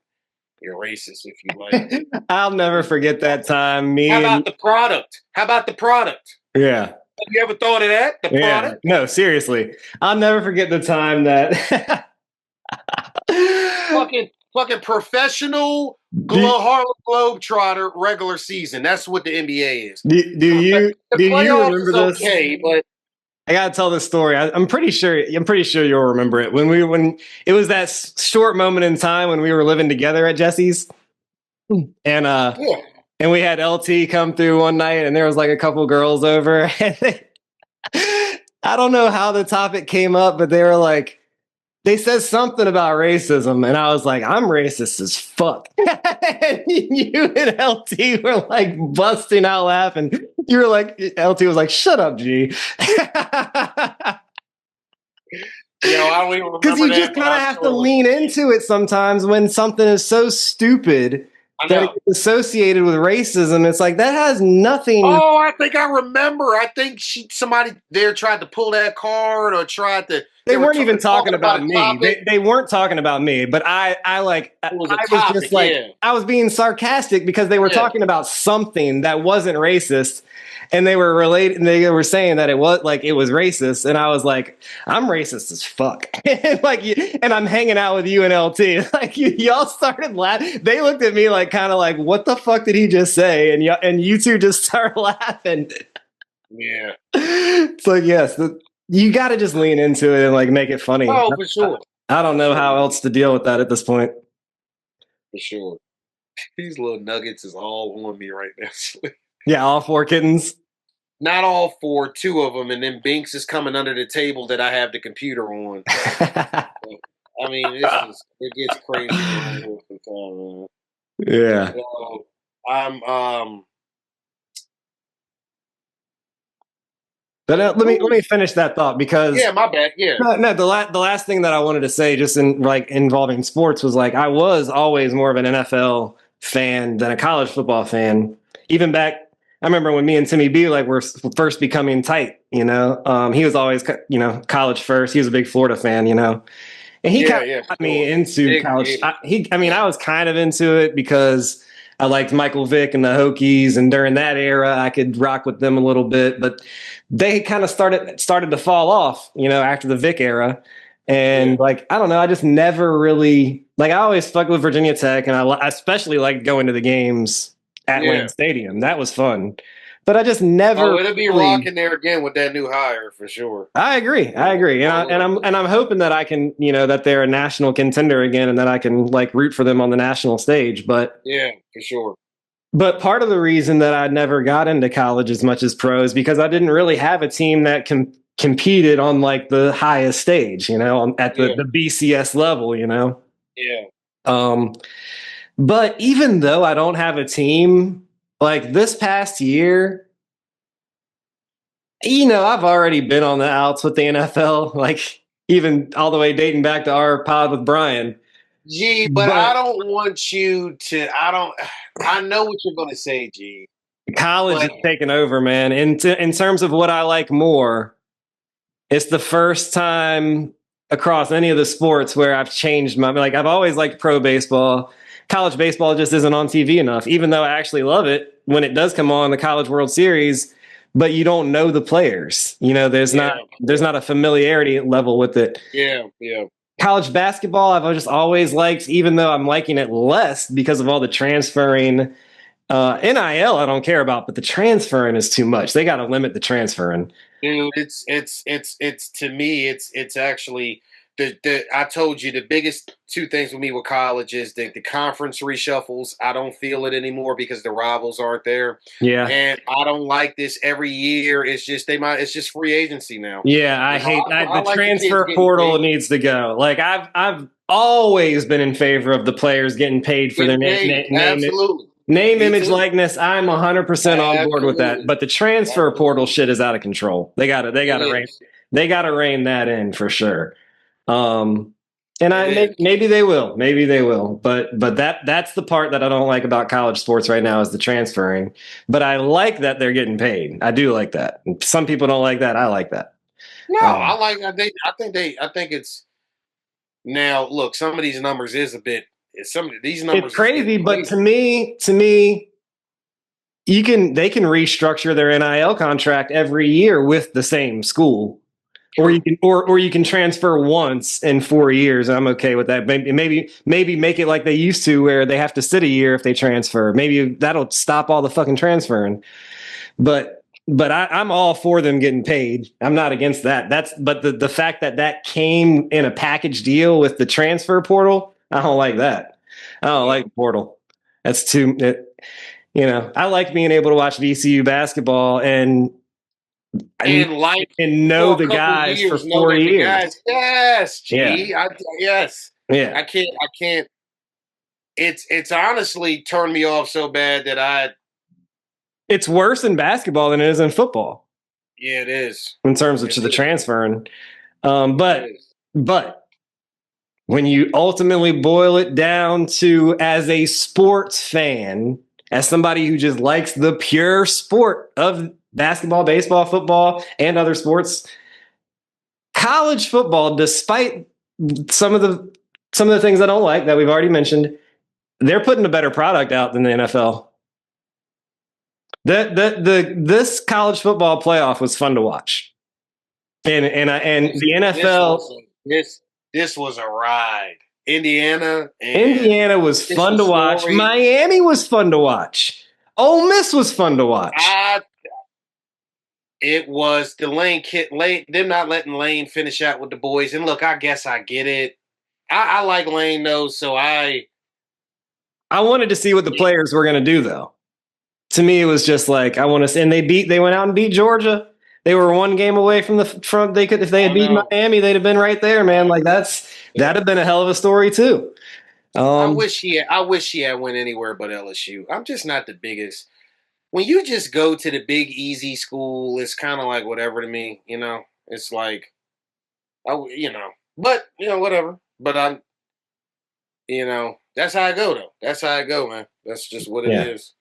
And but anywho, whatever. I got a reason to kind of pay attention to what Virginia Tech doing again. Hopefully they can keep these recruits in state, and hopefully they can get the best of the best from our state, man. This is where college started to lose me anyway. At least me rooting for my Virginia teams, because it's like you couldn't keep your talent in state.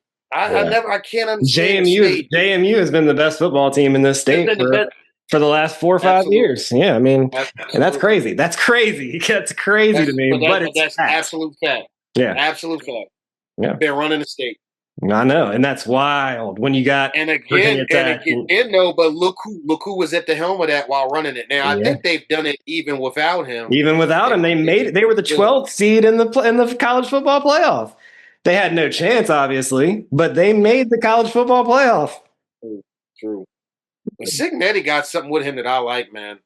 I like that. Oh, he's just a football dude. He's clearly a nerd for it. He gets it. He's just there's Passionate. just pure football, man. Just due to the technique, the discipline. You watch that team play, you like, yo, this is how football. This, I'm yes. telling you, it was I fun don't, to watch. no star players, Yeah. just all, just one team. You Yeah. know what I mean? Collectively, Yeah. like there were no stars out there. I don't think. I don't even think Fernando Mendoza's a star. I think he'll be all right in the system. He's smart. That's where he's going to excel at, man. He's going to beat you here. He could be the next Brady. I He know that's a could. bold statement, but man, he's got all the intangibles for sure. Yeah, yeah. And Brady Dude, won't he tripped exactly. G. He was a sixth round pick. It won't like people was expecting him to be what he ended up being.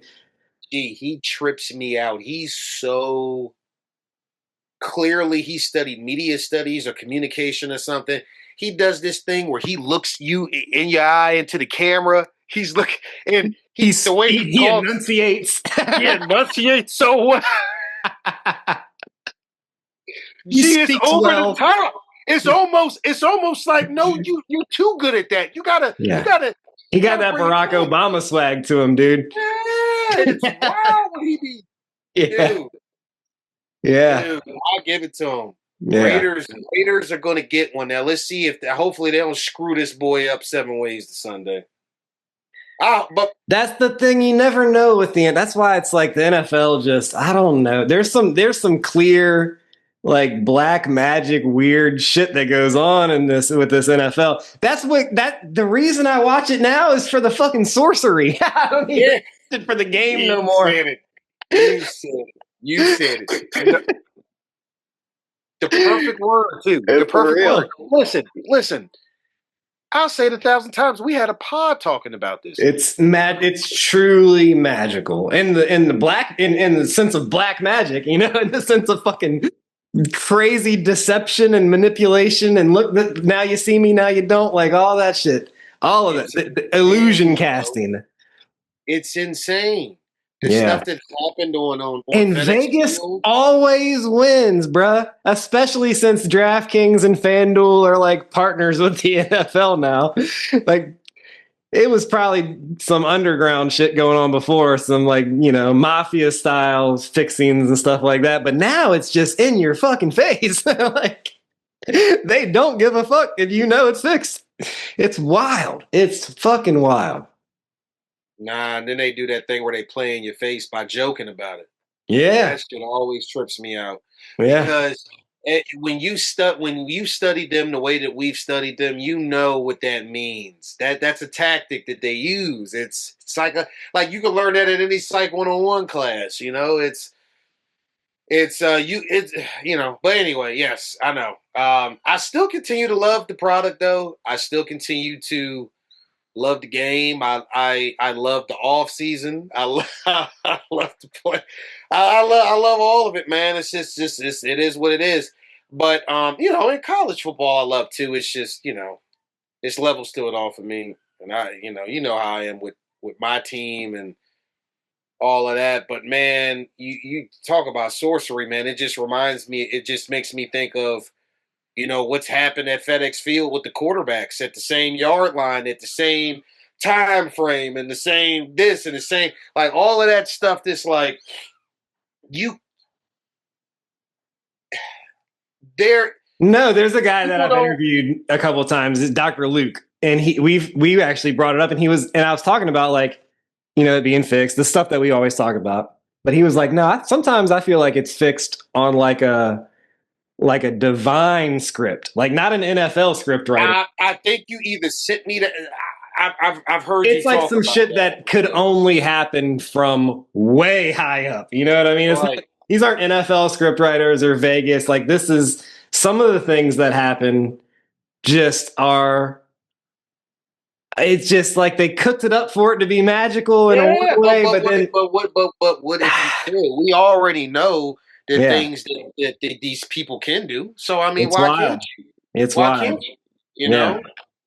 Um, I mean, it's crazy, man. To love some of the things I think sometimes when I see some of what I see. It is. No, the way the numbers Probably like up sometimes, and yeah, I'm not super sold on like gematria and numerology, but some of the things that happen are just like, okay, I mean, it is what it is. It is what it is, and it's like you can't ignore it. You can't ignore it when it's just lining up exactly 33 or whatever it may be, whatever the number or the code may be in any given circumstance. Some of the times it's just mind blowing. That's for sure. But let's look. I wanted this to be like a therapy session, like a bro session, talking about what we always talk about, and that's what it's been for the most part. But let's talk a little bit about like what people want to hear. A little bit more. Like I don't care about what people want to hear, but let's balance it between like what we already like to talk about and maybe out of the things that we already like to talk about, what might be kind of popular-ish for this platform. Yeah, for sure. And we brought it up earlier, but like I do want to talk a little bit more about like the whole Epstein thing is taking the whole world by fucking storm, for lack of a better term.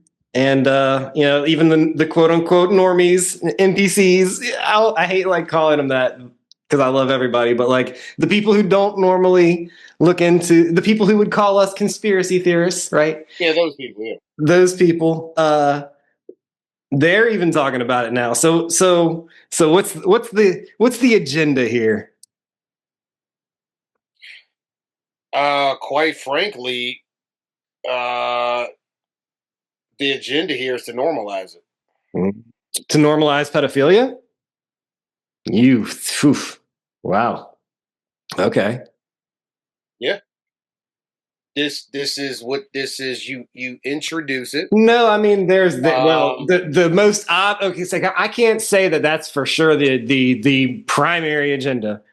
But when you see people trying to redefine pedophiles as minor attracted persons, that's clearly trying to normalize it. Okay, like you say what you want about the whole thing, but that specific instance is like, okay, well, that's kind of fucked up and kind of weird.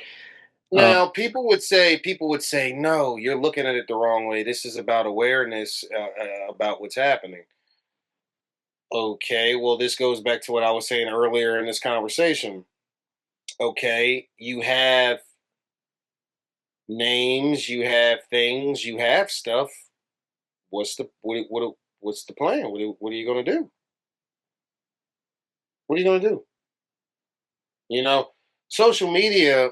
Do you think Epstein is a real person though? That's what I want to get at. Because I don't think so, dude. I don't. I'm not the type of person that's just going to believe HV, even though I love HV. I've had her on. I'm not, but I will. I'll disagree when it's time. I love what HV has allowed us to notice with digitally.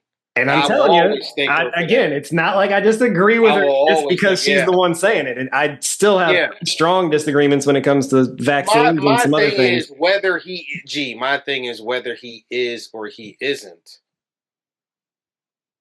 In the world of I think it's important to point out that they have the capability to create an entirely fake scapegoat so that none of the real perpetrators get put in the spotlight.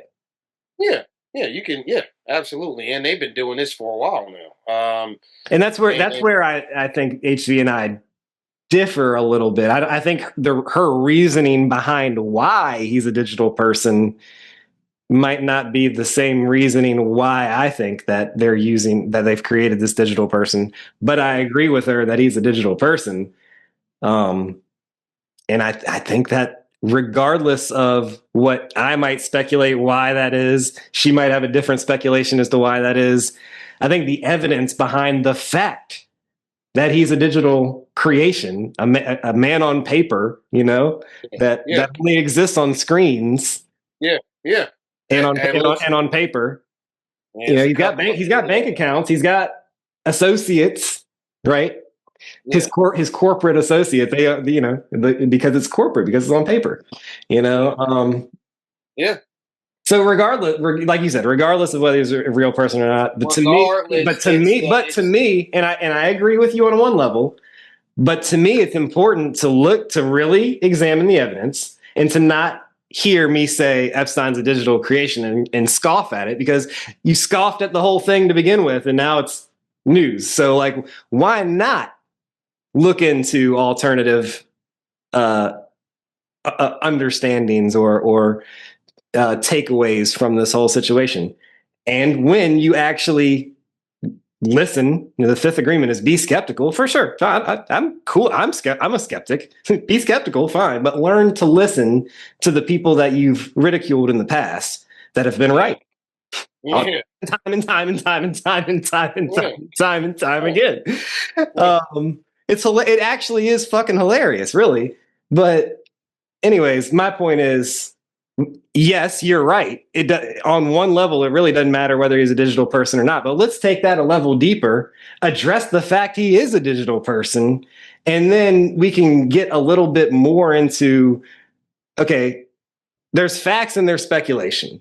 The fact is he's a digital person. Now the conversation gets a little bit richer, because now the speculation is, why would they create a digital person? HV might say because there really is no pedophilia and they're just trying to scare you and it's all about energy and they're just trying to suck your fear out of you. And there's some truth to that. I'm not 100% against that, but there's also real pedophilia going on. There's also, in my opinion, I can't prove this either. First of all, this goes back to the question: if you had everything in the world, what else would you want? Okay, there's been a lot of studies done on these kind of things. I mean, look, man, all I know is that regardless of whether that's the only reason or not, what I believe, what they're doing, bottom line is that's what the outcome is going to be.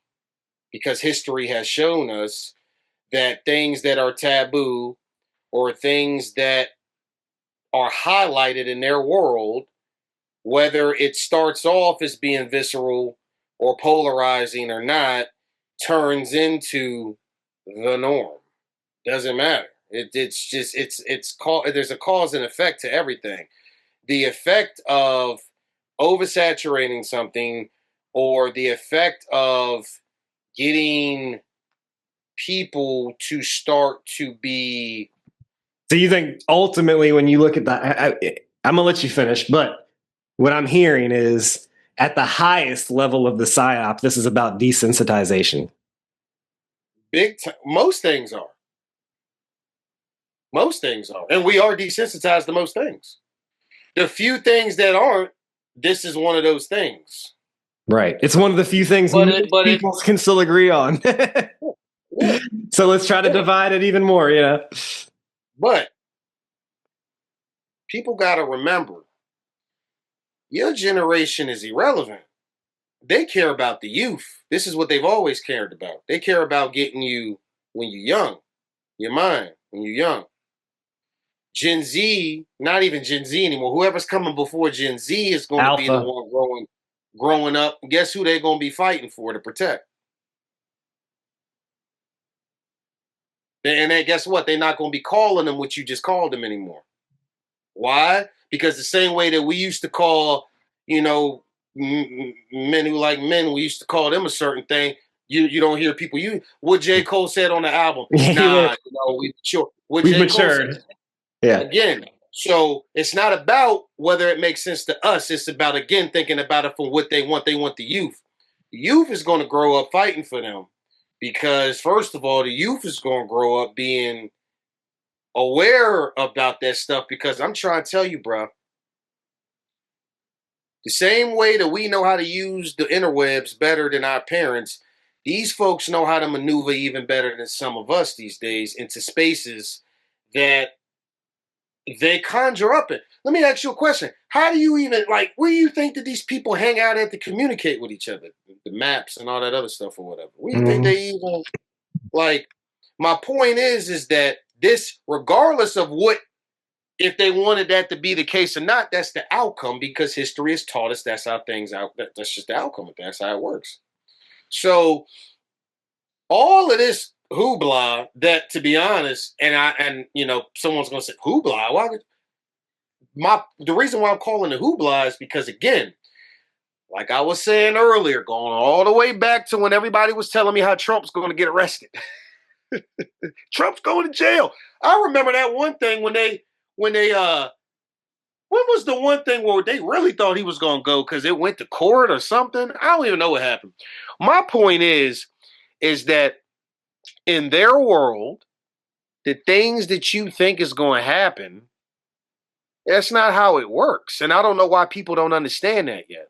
I don't even know why you need somebody like me to tell you that. All you got to do is just look. What are you talking about? Yeah. What are you talking about? You talking about rappers? They always go after the rappers. Okay. They always go after a big name that's irrelevant to the actual happenings of what's going on, you know? But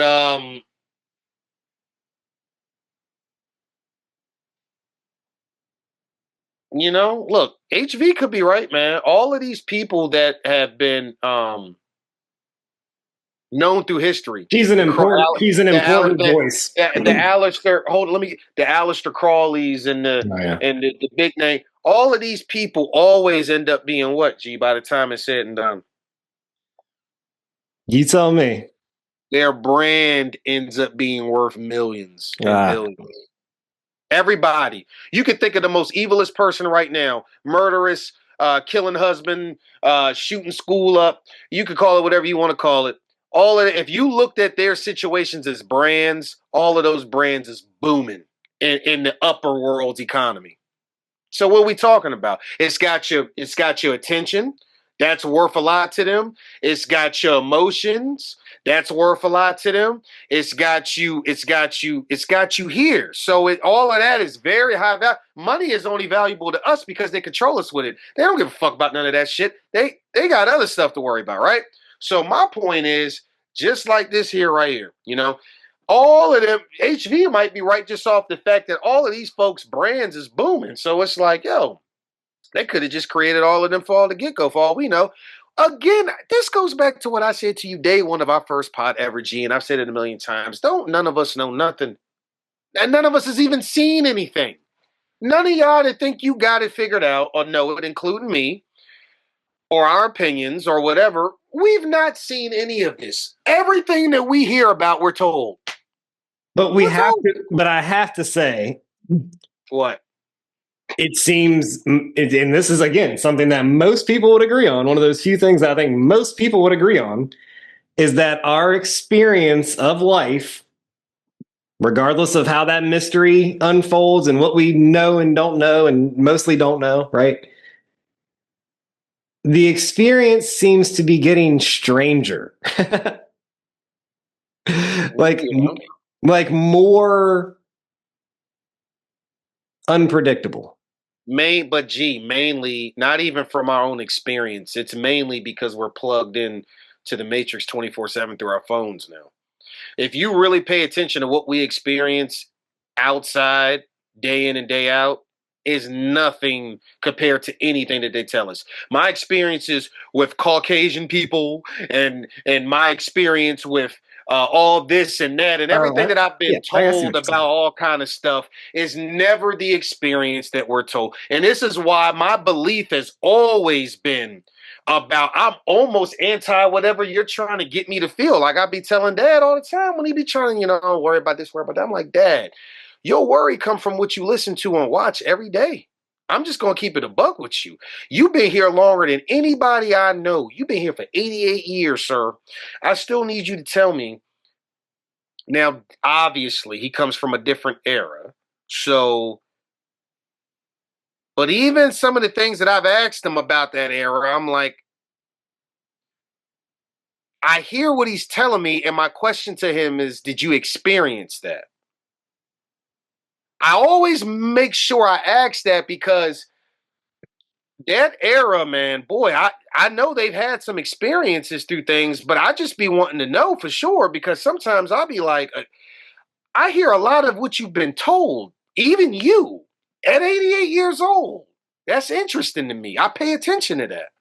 And I'm 37, you're around the same age. And oh, I know we're going to get told it's different times. Okay, I understand it's different times.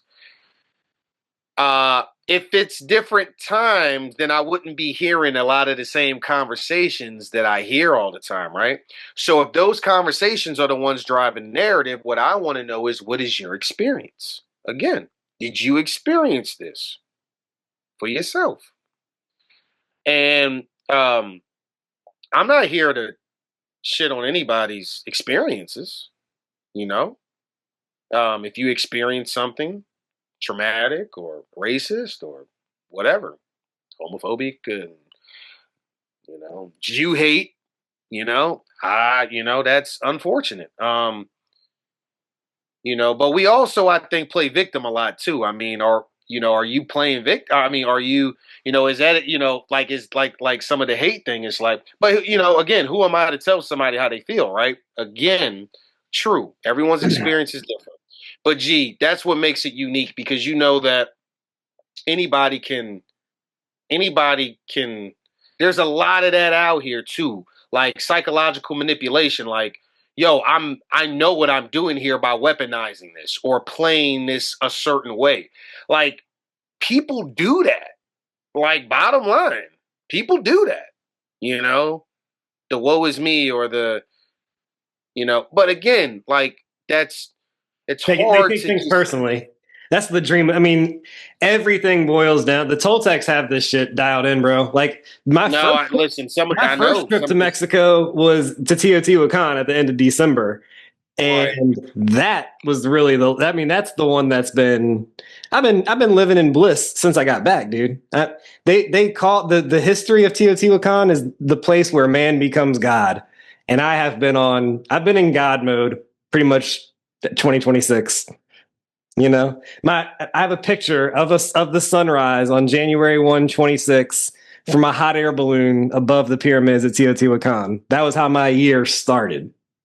Yo, that is And I've been floating literally, it's and but I guess metaphorically, I was floating literally in that moment, and metaphorically I've been floating since. I'm living in just a state of bliss.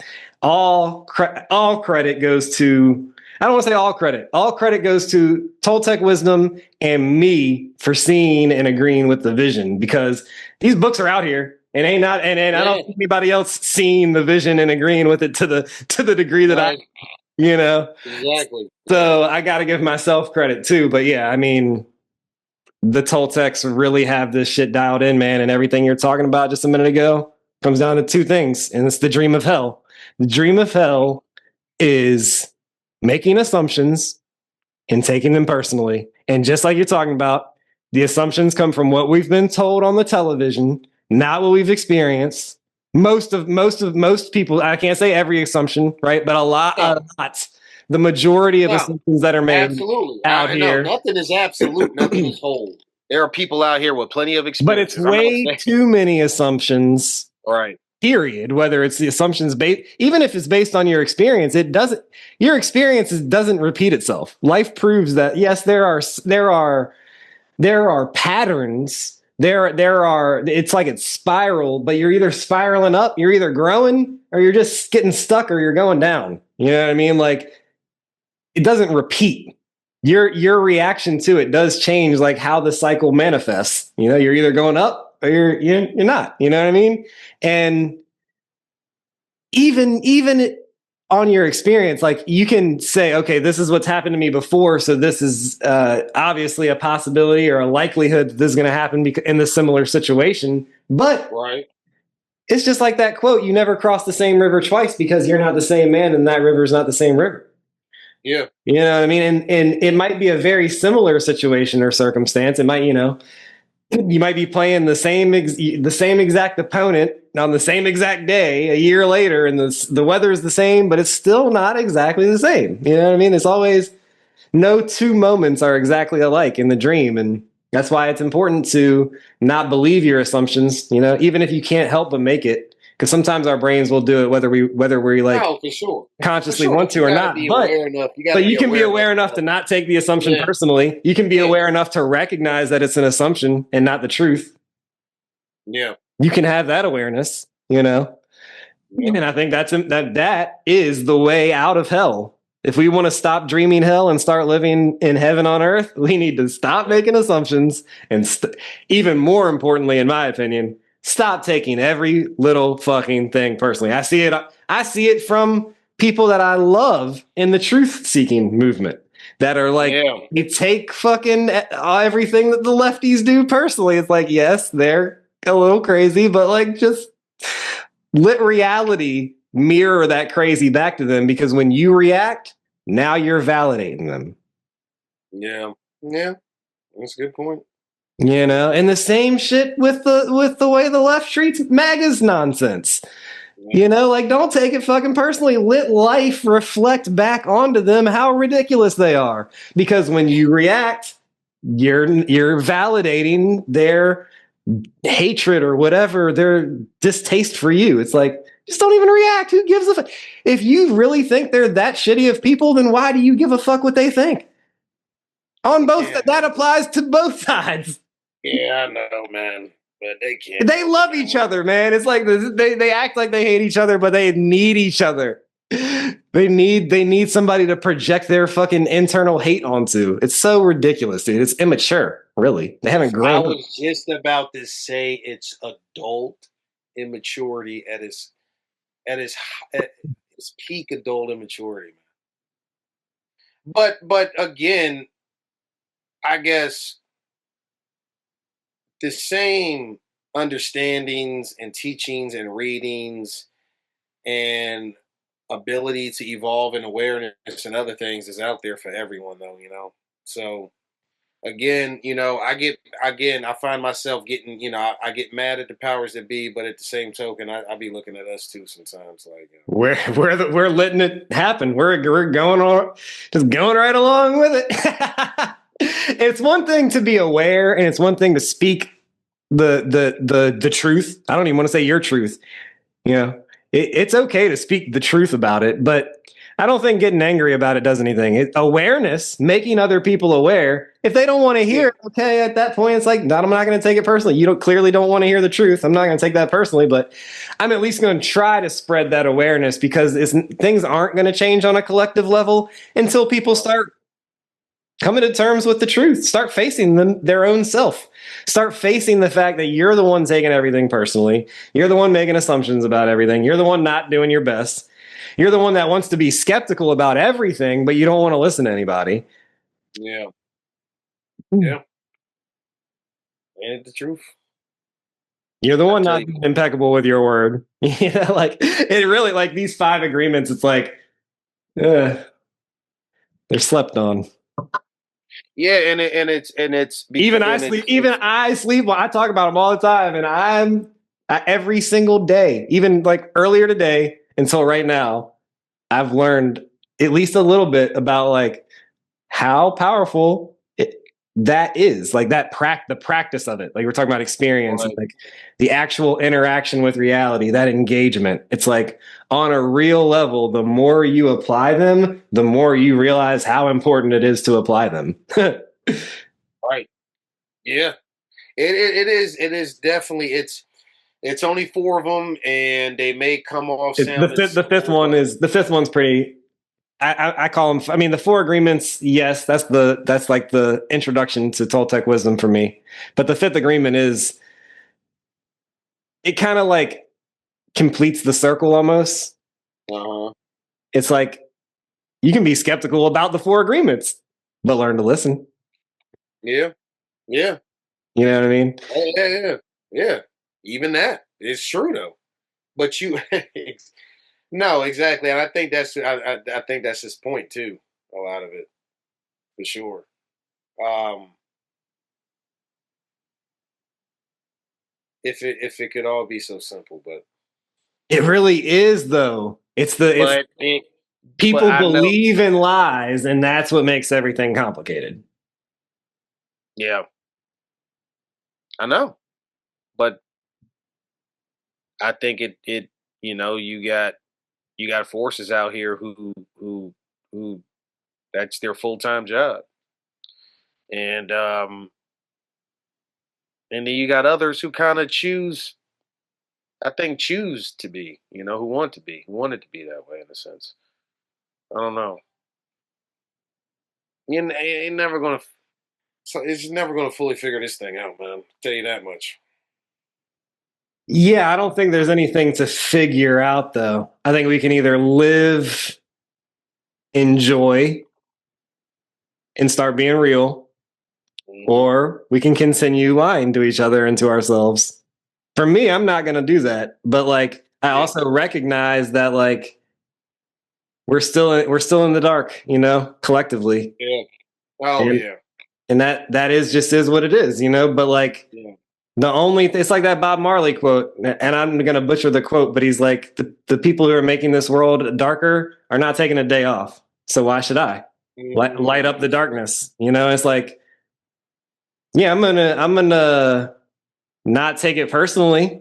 I'm not going to like make assumptions, but when it's not an assumption anymore, when it's something that you've experienced or that you see happen to other people, you've witnessed other people experience it. It's not just an experience that you're hearing about or like secondhand experience, but like you've sat with someone and they may maybe communicated the experience, but you can feel the emotion. You can feel that they're not telling a lie. Like they're using their words to like, even if their words are just a mirror, they're trying to make that mirror as clean as possible. They're not like hiding shit and making it foggy and deceptive and manipulative, like those types of that's technically a vicarious experience. You're experiencing it through somebody else.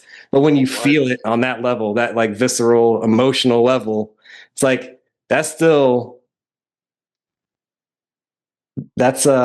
a moment of healing, even if it's just one person at a time. Like that anytime that we're like able to share the truth of like our existence, which is love, with each other, and people are able to grow from other people's real experiences, like basically exactly what you're talking about. Like what we should be learning from each other is real experiences, not stories that we're getting through the media and then we're filtering them through our emotional reactions. And it's I don't know. I'm rambling a little bit, but I hope you get what I'm getting at. No, I do. Absolutely. Absolutely. I'm just also being distracted by these. Kitties. Now all four of them are up here. Oh, snap. I don't know. Oh, now they were chilling, but I think they know something's going on. So now now this one's looking up. Hey, you're on the pod. Kitty. Kitty. Well, hell yeah, man. This has been a good conversation anyway. I'm cool with wrapping it up. Did you have any final thoughts? Oh yeah, man. No, it's freaking 9:00 now. Anyway, that was definitely long for him. But we had a lot to catch up on, and when we get going, man, you know how that goes sometimes. We get going. Yeah, for sure. But yeah, it's been real, brother. It's been good catching up on that thing, letting the world know what we've been doing a little bit. You definitely had some adventures. Probably gonna have some more. And man, the weather's about to turn here. It puts out a different energy. Yeah, I'm so looking forward to March is transition, but once we hit April, I'm back to where I like to be. I'm in my zone, April through October. Yeah. Yeah. Look at you. You work off that's not even the season. That's just that's a zone time for you, I guess. I like November. November and December aren't bad, but January and February are not my favorite months. But 2026, bro, it's been the best January, February. Yeah, it's been a little different, huh? Got some good music to complement it. You'd have been out is good to me. That's a beautiful, because I'm in historic. This is my 30. I'm on year 37 because I'm 36 years old, so I'm on year 37. In my memory, in my 33 years of memory, I can't remember a better January and February. Like, what's up? I don't even want to say I hate, but January and February have historically been my least favorite months. Yeah. By far my least favorite months. And even the first half of March, it's like, it takes about like St. Patrick's Day is when it's like, all right, or Timmy B's birthday is the 16th. That's my brother. So we'll go with Timmy B's birthday is like when it's like, all right, now we now we're swinging in the right direction. I love the Mm-hmm. sunshine, bro. I don't know. I'm not a, No, I feel you. but like being in Mexico at the end of December and for 5 days in February, like that just soothed my soul, bro. 70 degrees, like 80 degrees one day. Like, what the hell? This is amazing. I bet. Feel good out there. I know it, man. New place, out the country, checking it out. I bet. Now I got to get out there too, man. I got to put some things together. I gotta travel a little more, but we're getting there. Trying to wrap up what I got going on here, and Yeah. I'm about to be outside. I will say this. And obviously my trips to Mexico are a big reason for this, but even outside of like wanting to visit Mexico more often or whatever, learning Spanish, bro, like I can get a job just with that one skill, like a good paying job. Yeah, just from absolutely bilingual and yeah. Oh man, It's a valuable absolutely skill. And so I'm on, my Duolingo. I actually, I've learned that Duolingo kind of sucks, but at the same time, I feel like it's good enough for the basics. I told you, look at, yeah, for sure. But look into Babbel or whatever they're talking about. Yeah, there's another one called Jump Speak that I think is really good. That's probably, that's the next one.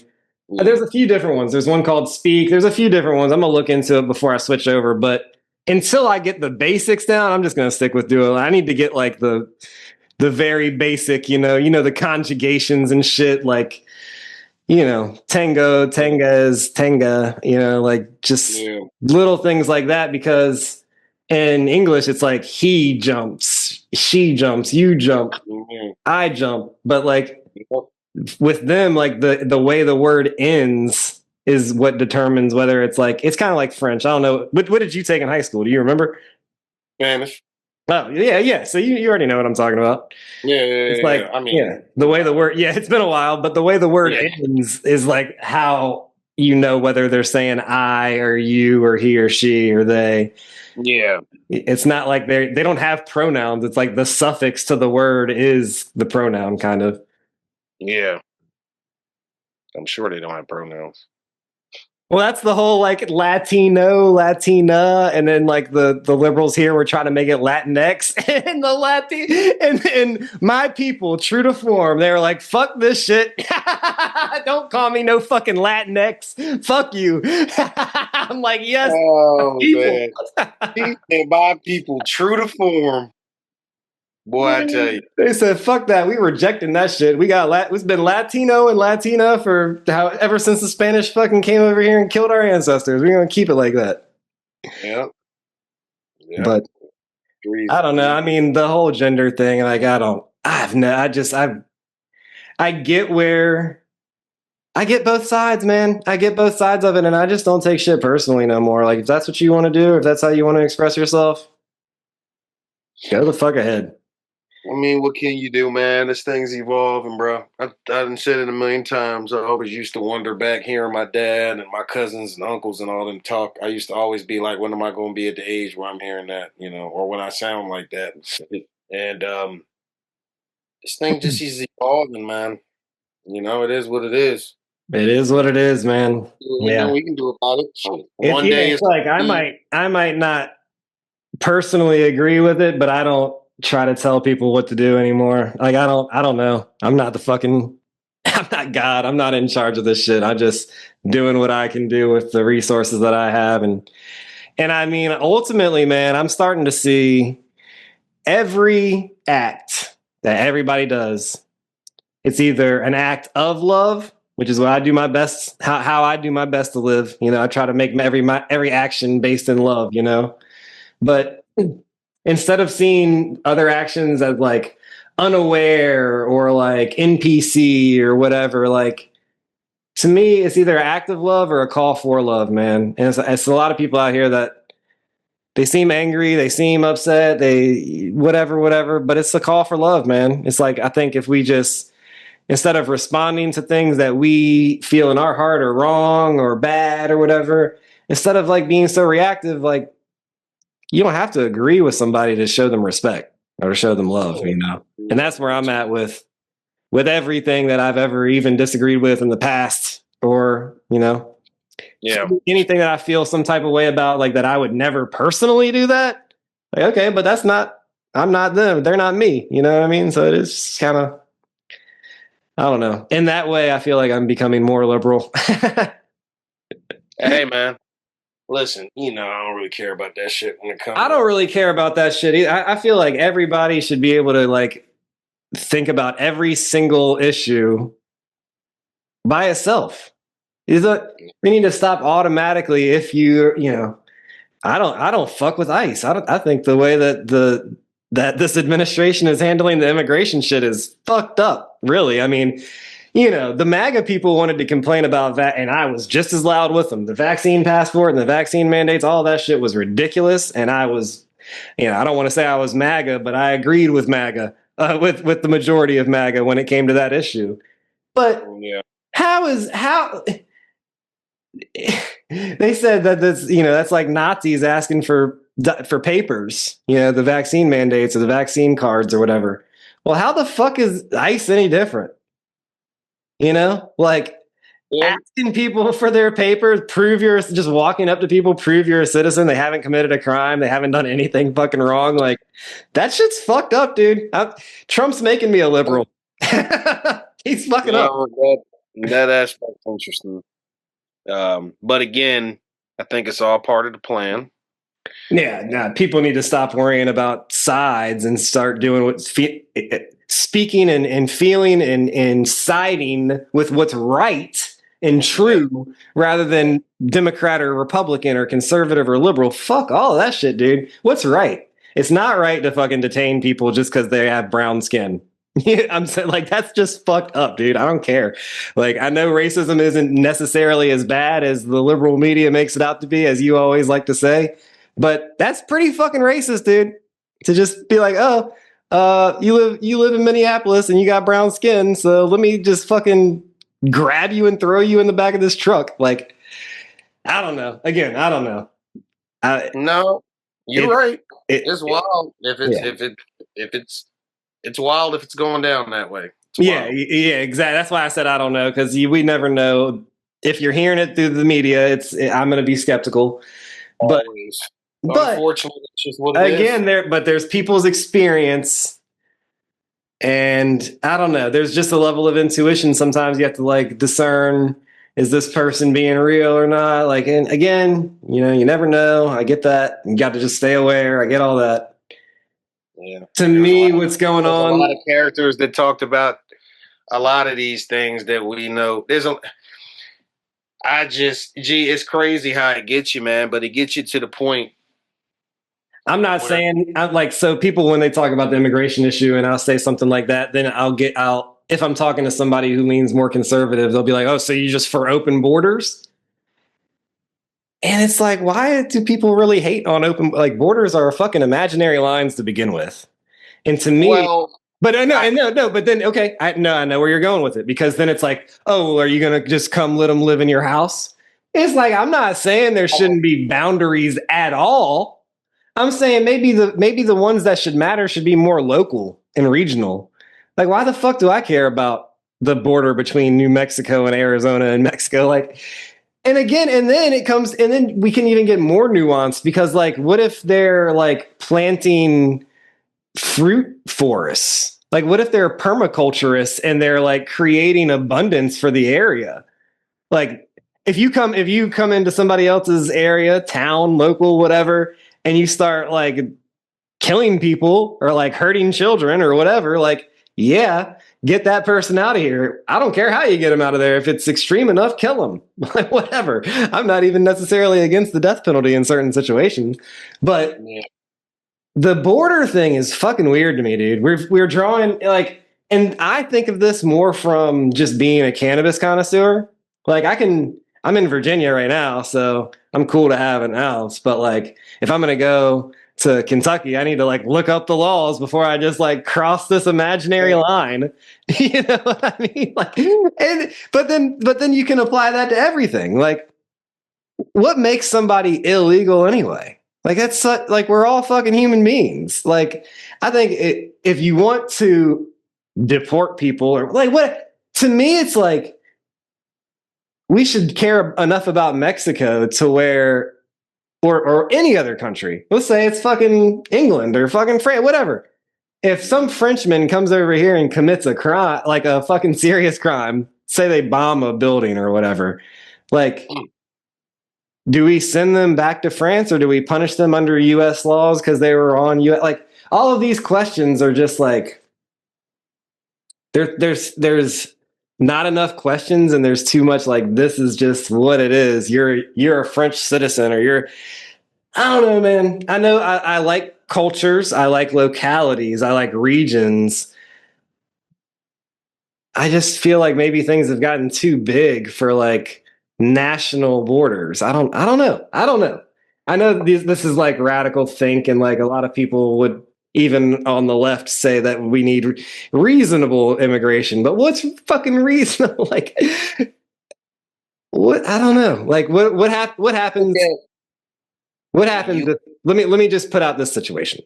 Okay. Say some people swim over here from Cuba, right? They find some land in Alabama or like southern Mississippi, Alabama, and you know, it's either government owned land or maybe some rich guy owns it, but he's like not really taking care of it.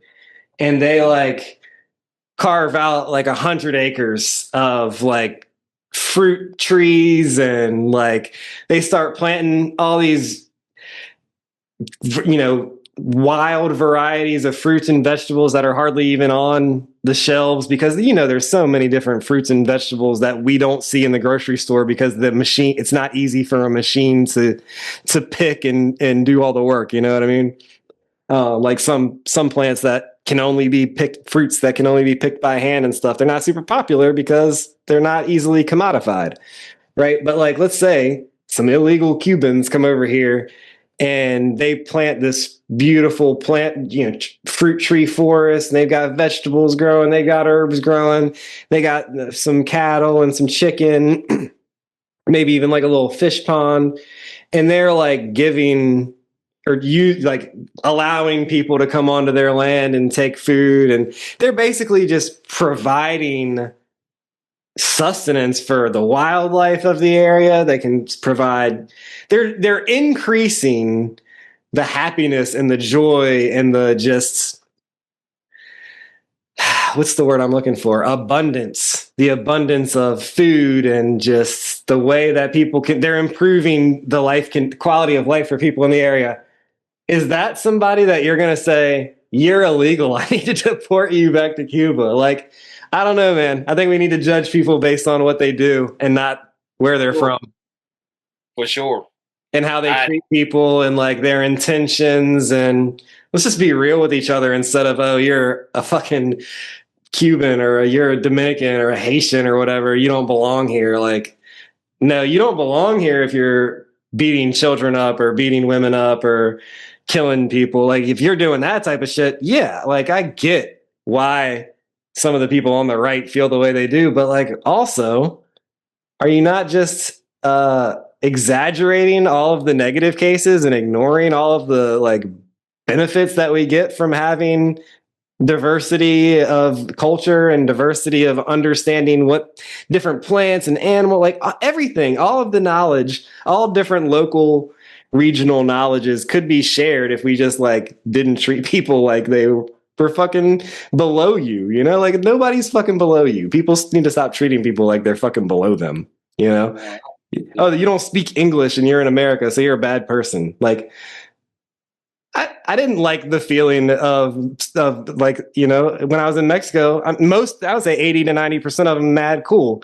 But the 1 in 10 that like acted like I was below them because I didn't speak Spanish, it's not a good feeling, dude. I don't like that.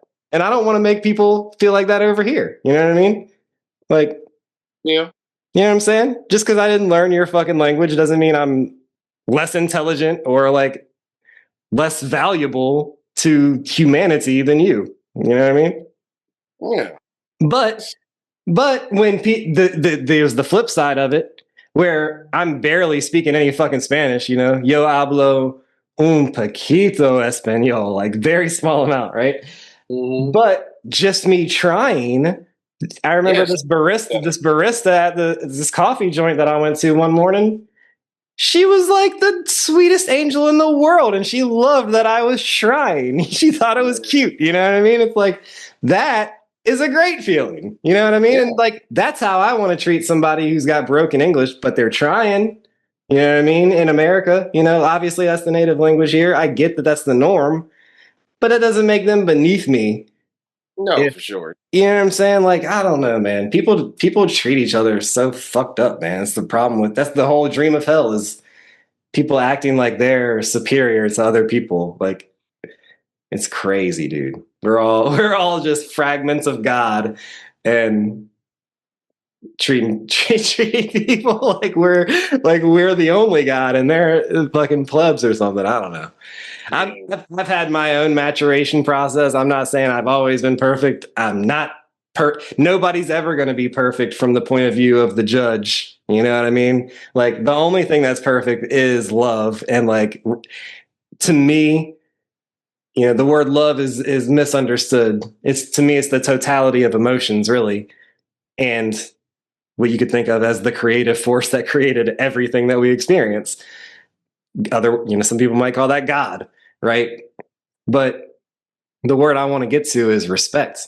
Like, even if like somebody that I disagree with 100%, like on damn near every social issue there is, I disagree with you on damn near every single one of them. I can still have respect for them. Mm-hmm. And there's too much of this, like, if you don't agree with me, you don't deserve respect. That philosophy is fucking everything up out here. I agree with that. I tell you that much. I see it often, all the time. I No. do. I know I went on a little bit of a rant there at the end, but I had to. Oh man, but I yeah, was feeling it.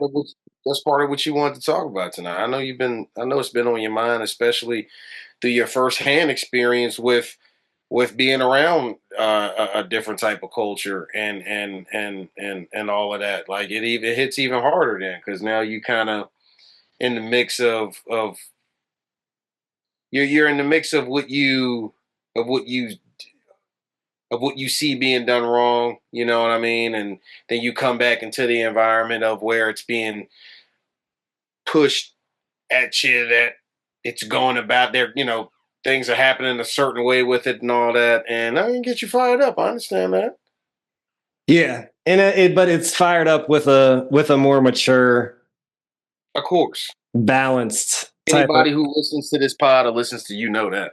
Yeah, It yeah. ain't just yeah, for I sure. mean, even as I talk about things, sometimes it's like I can see arguments against it, but like let's get a little bit more nuanced too. Like I don't think I don't know. I, anytime that the motivation behind something is to preserve culture or protect yourself or safety, I get that we want to be safe. I get that we want to be comfortable, but like we also have to embrace the fact that life is not inherently safe or comfortable. You know what I mean? Like, and part of life is like exploring new things, you know? But I, again, like anything, when it becomes the norm, is what you know. You know, it's what you know, and but that's kind of relates to what I was just about to say, though. I think naturally, our instinct as human animals, like our wild side, we are. oh yeah, it can I come mean, out. you look at Can make it kids. come out. It's in Kids there. kids are natural explorers. Yeah, I it's think in there. humans are natural explorers. I think to what you just said, like some things just become the norm. Well, to cut yourself off from new experiences is like the epitome of losing your inner child. I agree. Oh no, that thing probably pulled up. Anyway, yes, But yeah, I no, agree. You can't lose that. And I don't think I don't think we have. I know I haven't. No, we haven't. And that's what's awesome about us and people like us, man. But I'm good unless you got one more rant left in you. I thought I was good, and then I had one more rant left, I guess. No, I think I'm good too. I gotta feed her, I and heard that. I'm so looking forward to having my cats here, man. dude, Um, these things are just knocked out sleeping right now. I mean, this is just the cutest image. They're all on the pillow. They got big so fast, man. Their eyes open quicker than I've ever seen. It's just crazy. well, I know how we can wrap this up and loop the cats into it is because we've been talking. I've been talking about it a little bit, and you've clocked it. But I think another reason why we resonate the way we do is like you're a big pet person. You're big into dogs and cats, and I've always been a big time dog person. I've become more of a cat person. Really, I've always been a cat person, but I just never had cats growing up because my dad didn't like them and my mom was allergic to them, and he used her allergy as an excuse to like we're just not getting cats. Yeah, But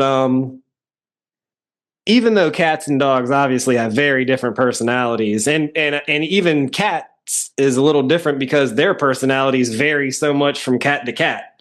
Versus yeah, dogs are normally, I mean, yeah, there's some variance, but they're dogs for the most part. yeah, Um, but one thing that they both do is they speak that language beyond words because they don't have words. they don't have it. And and to me, they are two of the best teachers in the human experience, right? And the common human experience, if you're not farming with cows and chickens and all, Yeah, right, for your average Joe, so to speak. yeah, yeah, I think dogs and cats are some of the best teachers, if not the best teachers of that language beyond words. yeah. You're right. The more you're around a dog or a cat, It's you can pick up on totally what they're trying to tell you. absolutely. You You ain't got no know? other but to, and it helps you. It's crazy how you start to unlock those things that allow you to kind of understand it or resonate with it or get it, the nuances to it all. It's when you're around it, yeah, it is. It's intriguing. Yeah.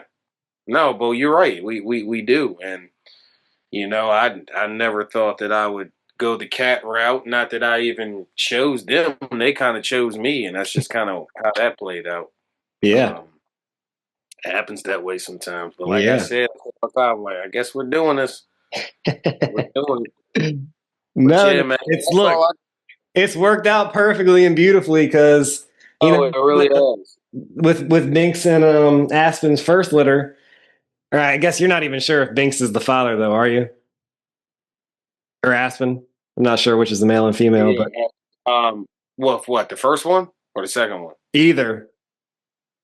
I really don't think so. I've got reasons for that. So other people would disagree with me. I don't really care. I don't But think so. you don't think that it's those two? Like you think Binks got with some other cat? Yeah, That's hilarious. yeah, yeah. You gotta. Like I've seen it firsthand. I know the cats that come around here or that I try to keep away from here. I know which one. I know which one it is. And the patterns on two of them obviously resemble closely to Aspen's, but it's still not.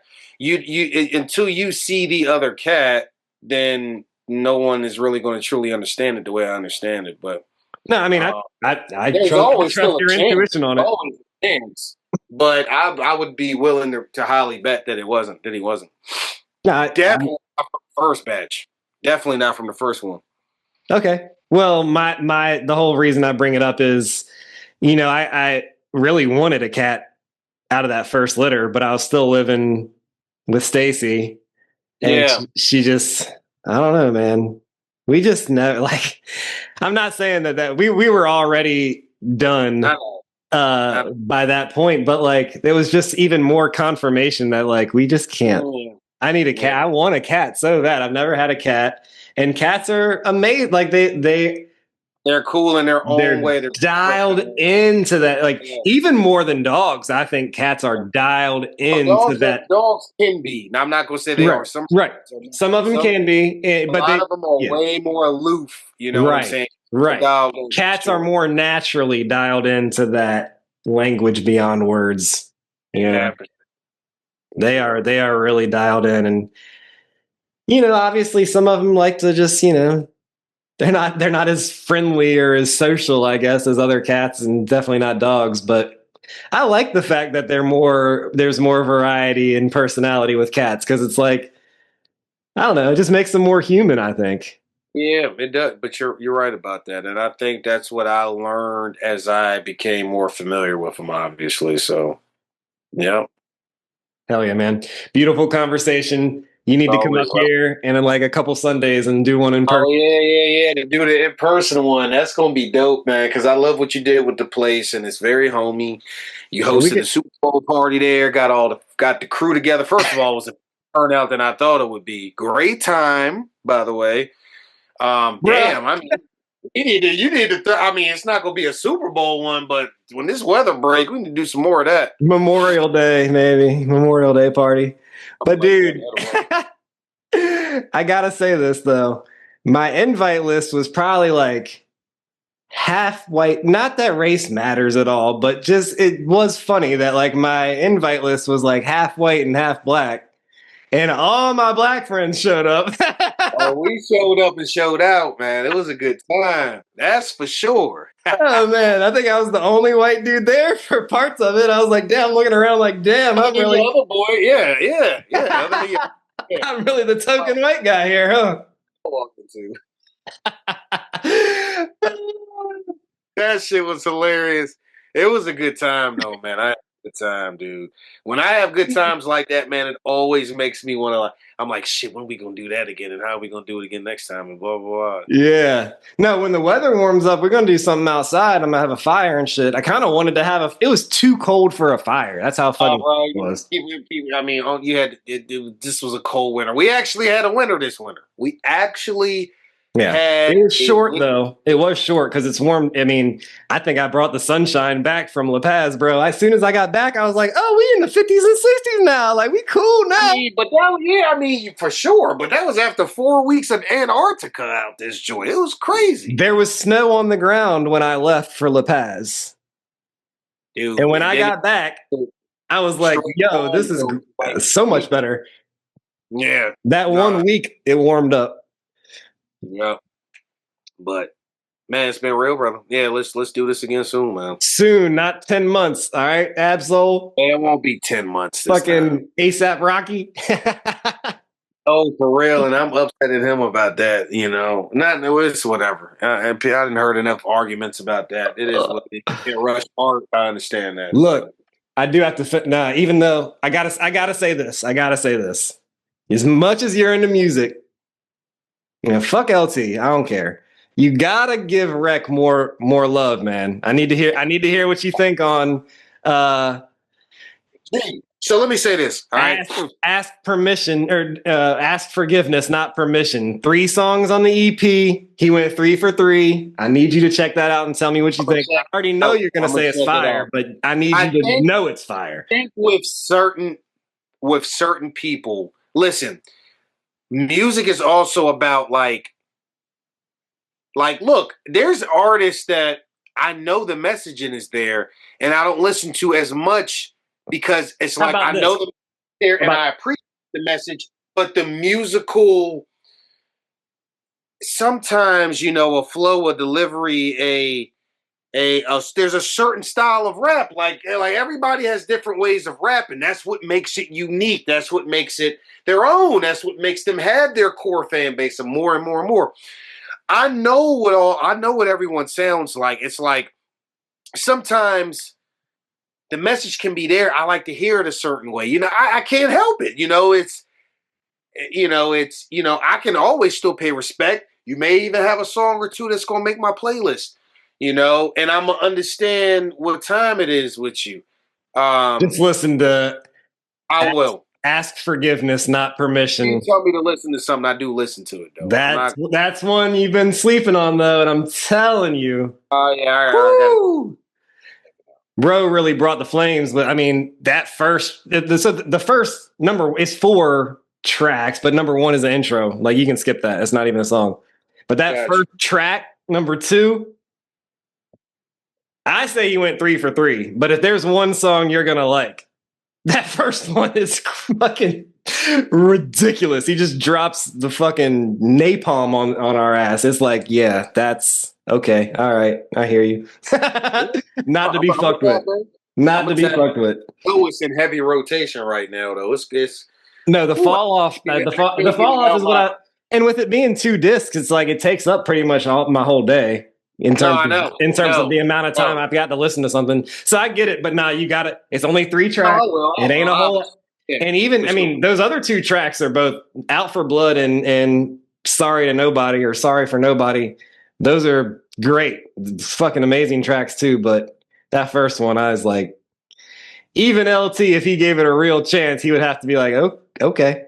Like, that's how I was. I'm already a fan, but I was just like, okay. Like, wow. Yeah, I'm gonna check it out. I'm gonna check it out. Hell yeah. And you know, if you've got the time, I know you'll learn to appreciate him even more if you were to check out that episode I did with him. He's a genuine. No. Listen. So I will always think that's dope. You know, when you're able to tap in with someone you respect and fuck with, and you love their art, and you get to now tap in with them and learn them as a human, you know, learn the human side of them. Even though I'm sure artists like that speaks it through his music too, but it's still nothing different. You know, nothing could beat a convo, a 101, anything like that. No, that'd be dope. You gotta, I mean, shoot it. You tapped in, man. You gotta be able to get to the show next. I mean, I know you already went to the show. That was the backstage and everything one, wasn't it? Yeah, I've done VIP a couple of times with them, but they haven't, man, this post-COVID, like touring, especially if you're not a gigantic artist, this shit is getting rough, dude. Yeah. That's why I love music festivals though, man. Artists like him. Yeah. Him and other artists like him need to come together. Yeah. It's the best way to do this, man. Rolling Loud taught everybody that, and there needs to be more festivals out here. And there was a lot bubbling 16, prior to COVID, 16 to all of that. And man, festivals, man, will forever be some of my music festivals, man. They're dope. And more artists like them need to pull together so we can just not see Rolling Loud type artists, but like other type artists, like, Yeah. No, I mean, I've never been, and I'm sure, it's not something I doubt you would ever want to go to. I think if I have the opportunity, I might have to check it out. It's on my bucket list, but, Gathering of the Juggalos, ICP, Insane Clown Posse, they have a festival every year in Ohio. Yeah, but they're some wild boys, but they're cool with Tech Nine. Yeah, they're cool with Tech Nine, and Tech Nine goes there a lot, and they've had Mayday and Wrekonize there. So just off of that alone, I kind of want to go. But yeah, the Juggalo crowd is a little crazy, but I fucks with them. Yeah. Hey, especially if it's a year where they have a lot of them out there. Yeah, you gotta keep out for that. Yeah, no, I've got some wildness in me. I think I can hang. Oh yeah, I did experience. So, yeah. Hell yeah, dude. Well, let's get off here. Yes, sir. Mostly, but we kept ranting there for a minute, but I'm ready to actually hop off of here and send you my love, brother. Have a good night. Peace, brother. Good night. Yeah, ever seen how to make time been? So real extreme I've arrived in. Yeah, be here to say that I reside in. Now it's time to change up my environment. I done seen all type shit. No lights in the crib, no enlightenment. So embrace the herb, let the vibe hit. Till I ain't no words on my end. Swear ain't no words on my end. So aiming for early retirement. I just be zoning, might be roaming like a motherfucker Salvador. Yeah, dallying like any other, got me seeing sounds, hearing colors, seeing sounds, hearing colors. I be on some other shit. Salvador Dali, yeah. Get hip to the artistry. I get lost in the absurdity part of me. Open my chest, see the light in the dark of me. Bled out my heart, now you left with a part of me. So bare, so prolific. Listen, I don't care if folk don't get it. High scope dreams looking so vivid. Young masterpiece, I don't know limits. Persistence of memories. Mixing realism with some sinister energies and a hint of divinity. I fuck around, put a dent in the industry. Life for money, a vida dollars, Catalonia. I hear the sea calling for the sand mountain, see the beach falling. Hear the fear holler, no one speak up. I swear to where and how, look at his beatboxing with a crowd yelling, no, he's awesome. Yo, he awesome, still the fear holler, no one speak up. And got me cheaping on fine mahogany, eh? Lean on the crunch and a wobbly, eh? I cannot blame him for wanting to follow me. Oceans roar when I'm jotting things. I just be zoning, mind be roaming like a motherfucker Salvador, yeah. Dolly like any other, got me seeing sounds, hearing colors, said seeing sounds, hearing colors, said I be on some other shit. Salvador Dali, yeah. I just be zoning, mind be roaming.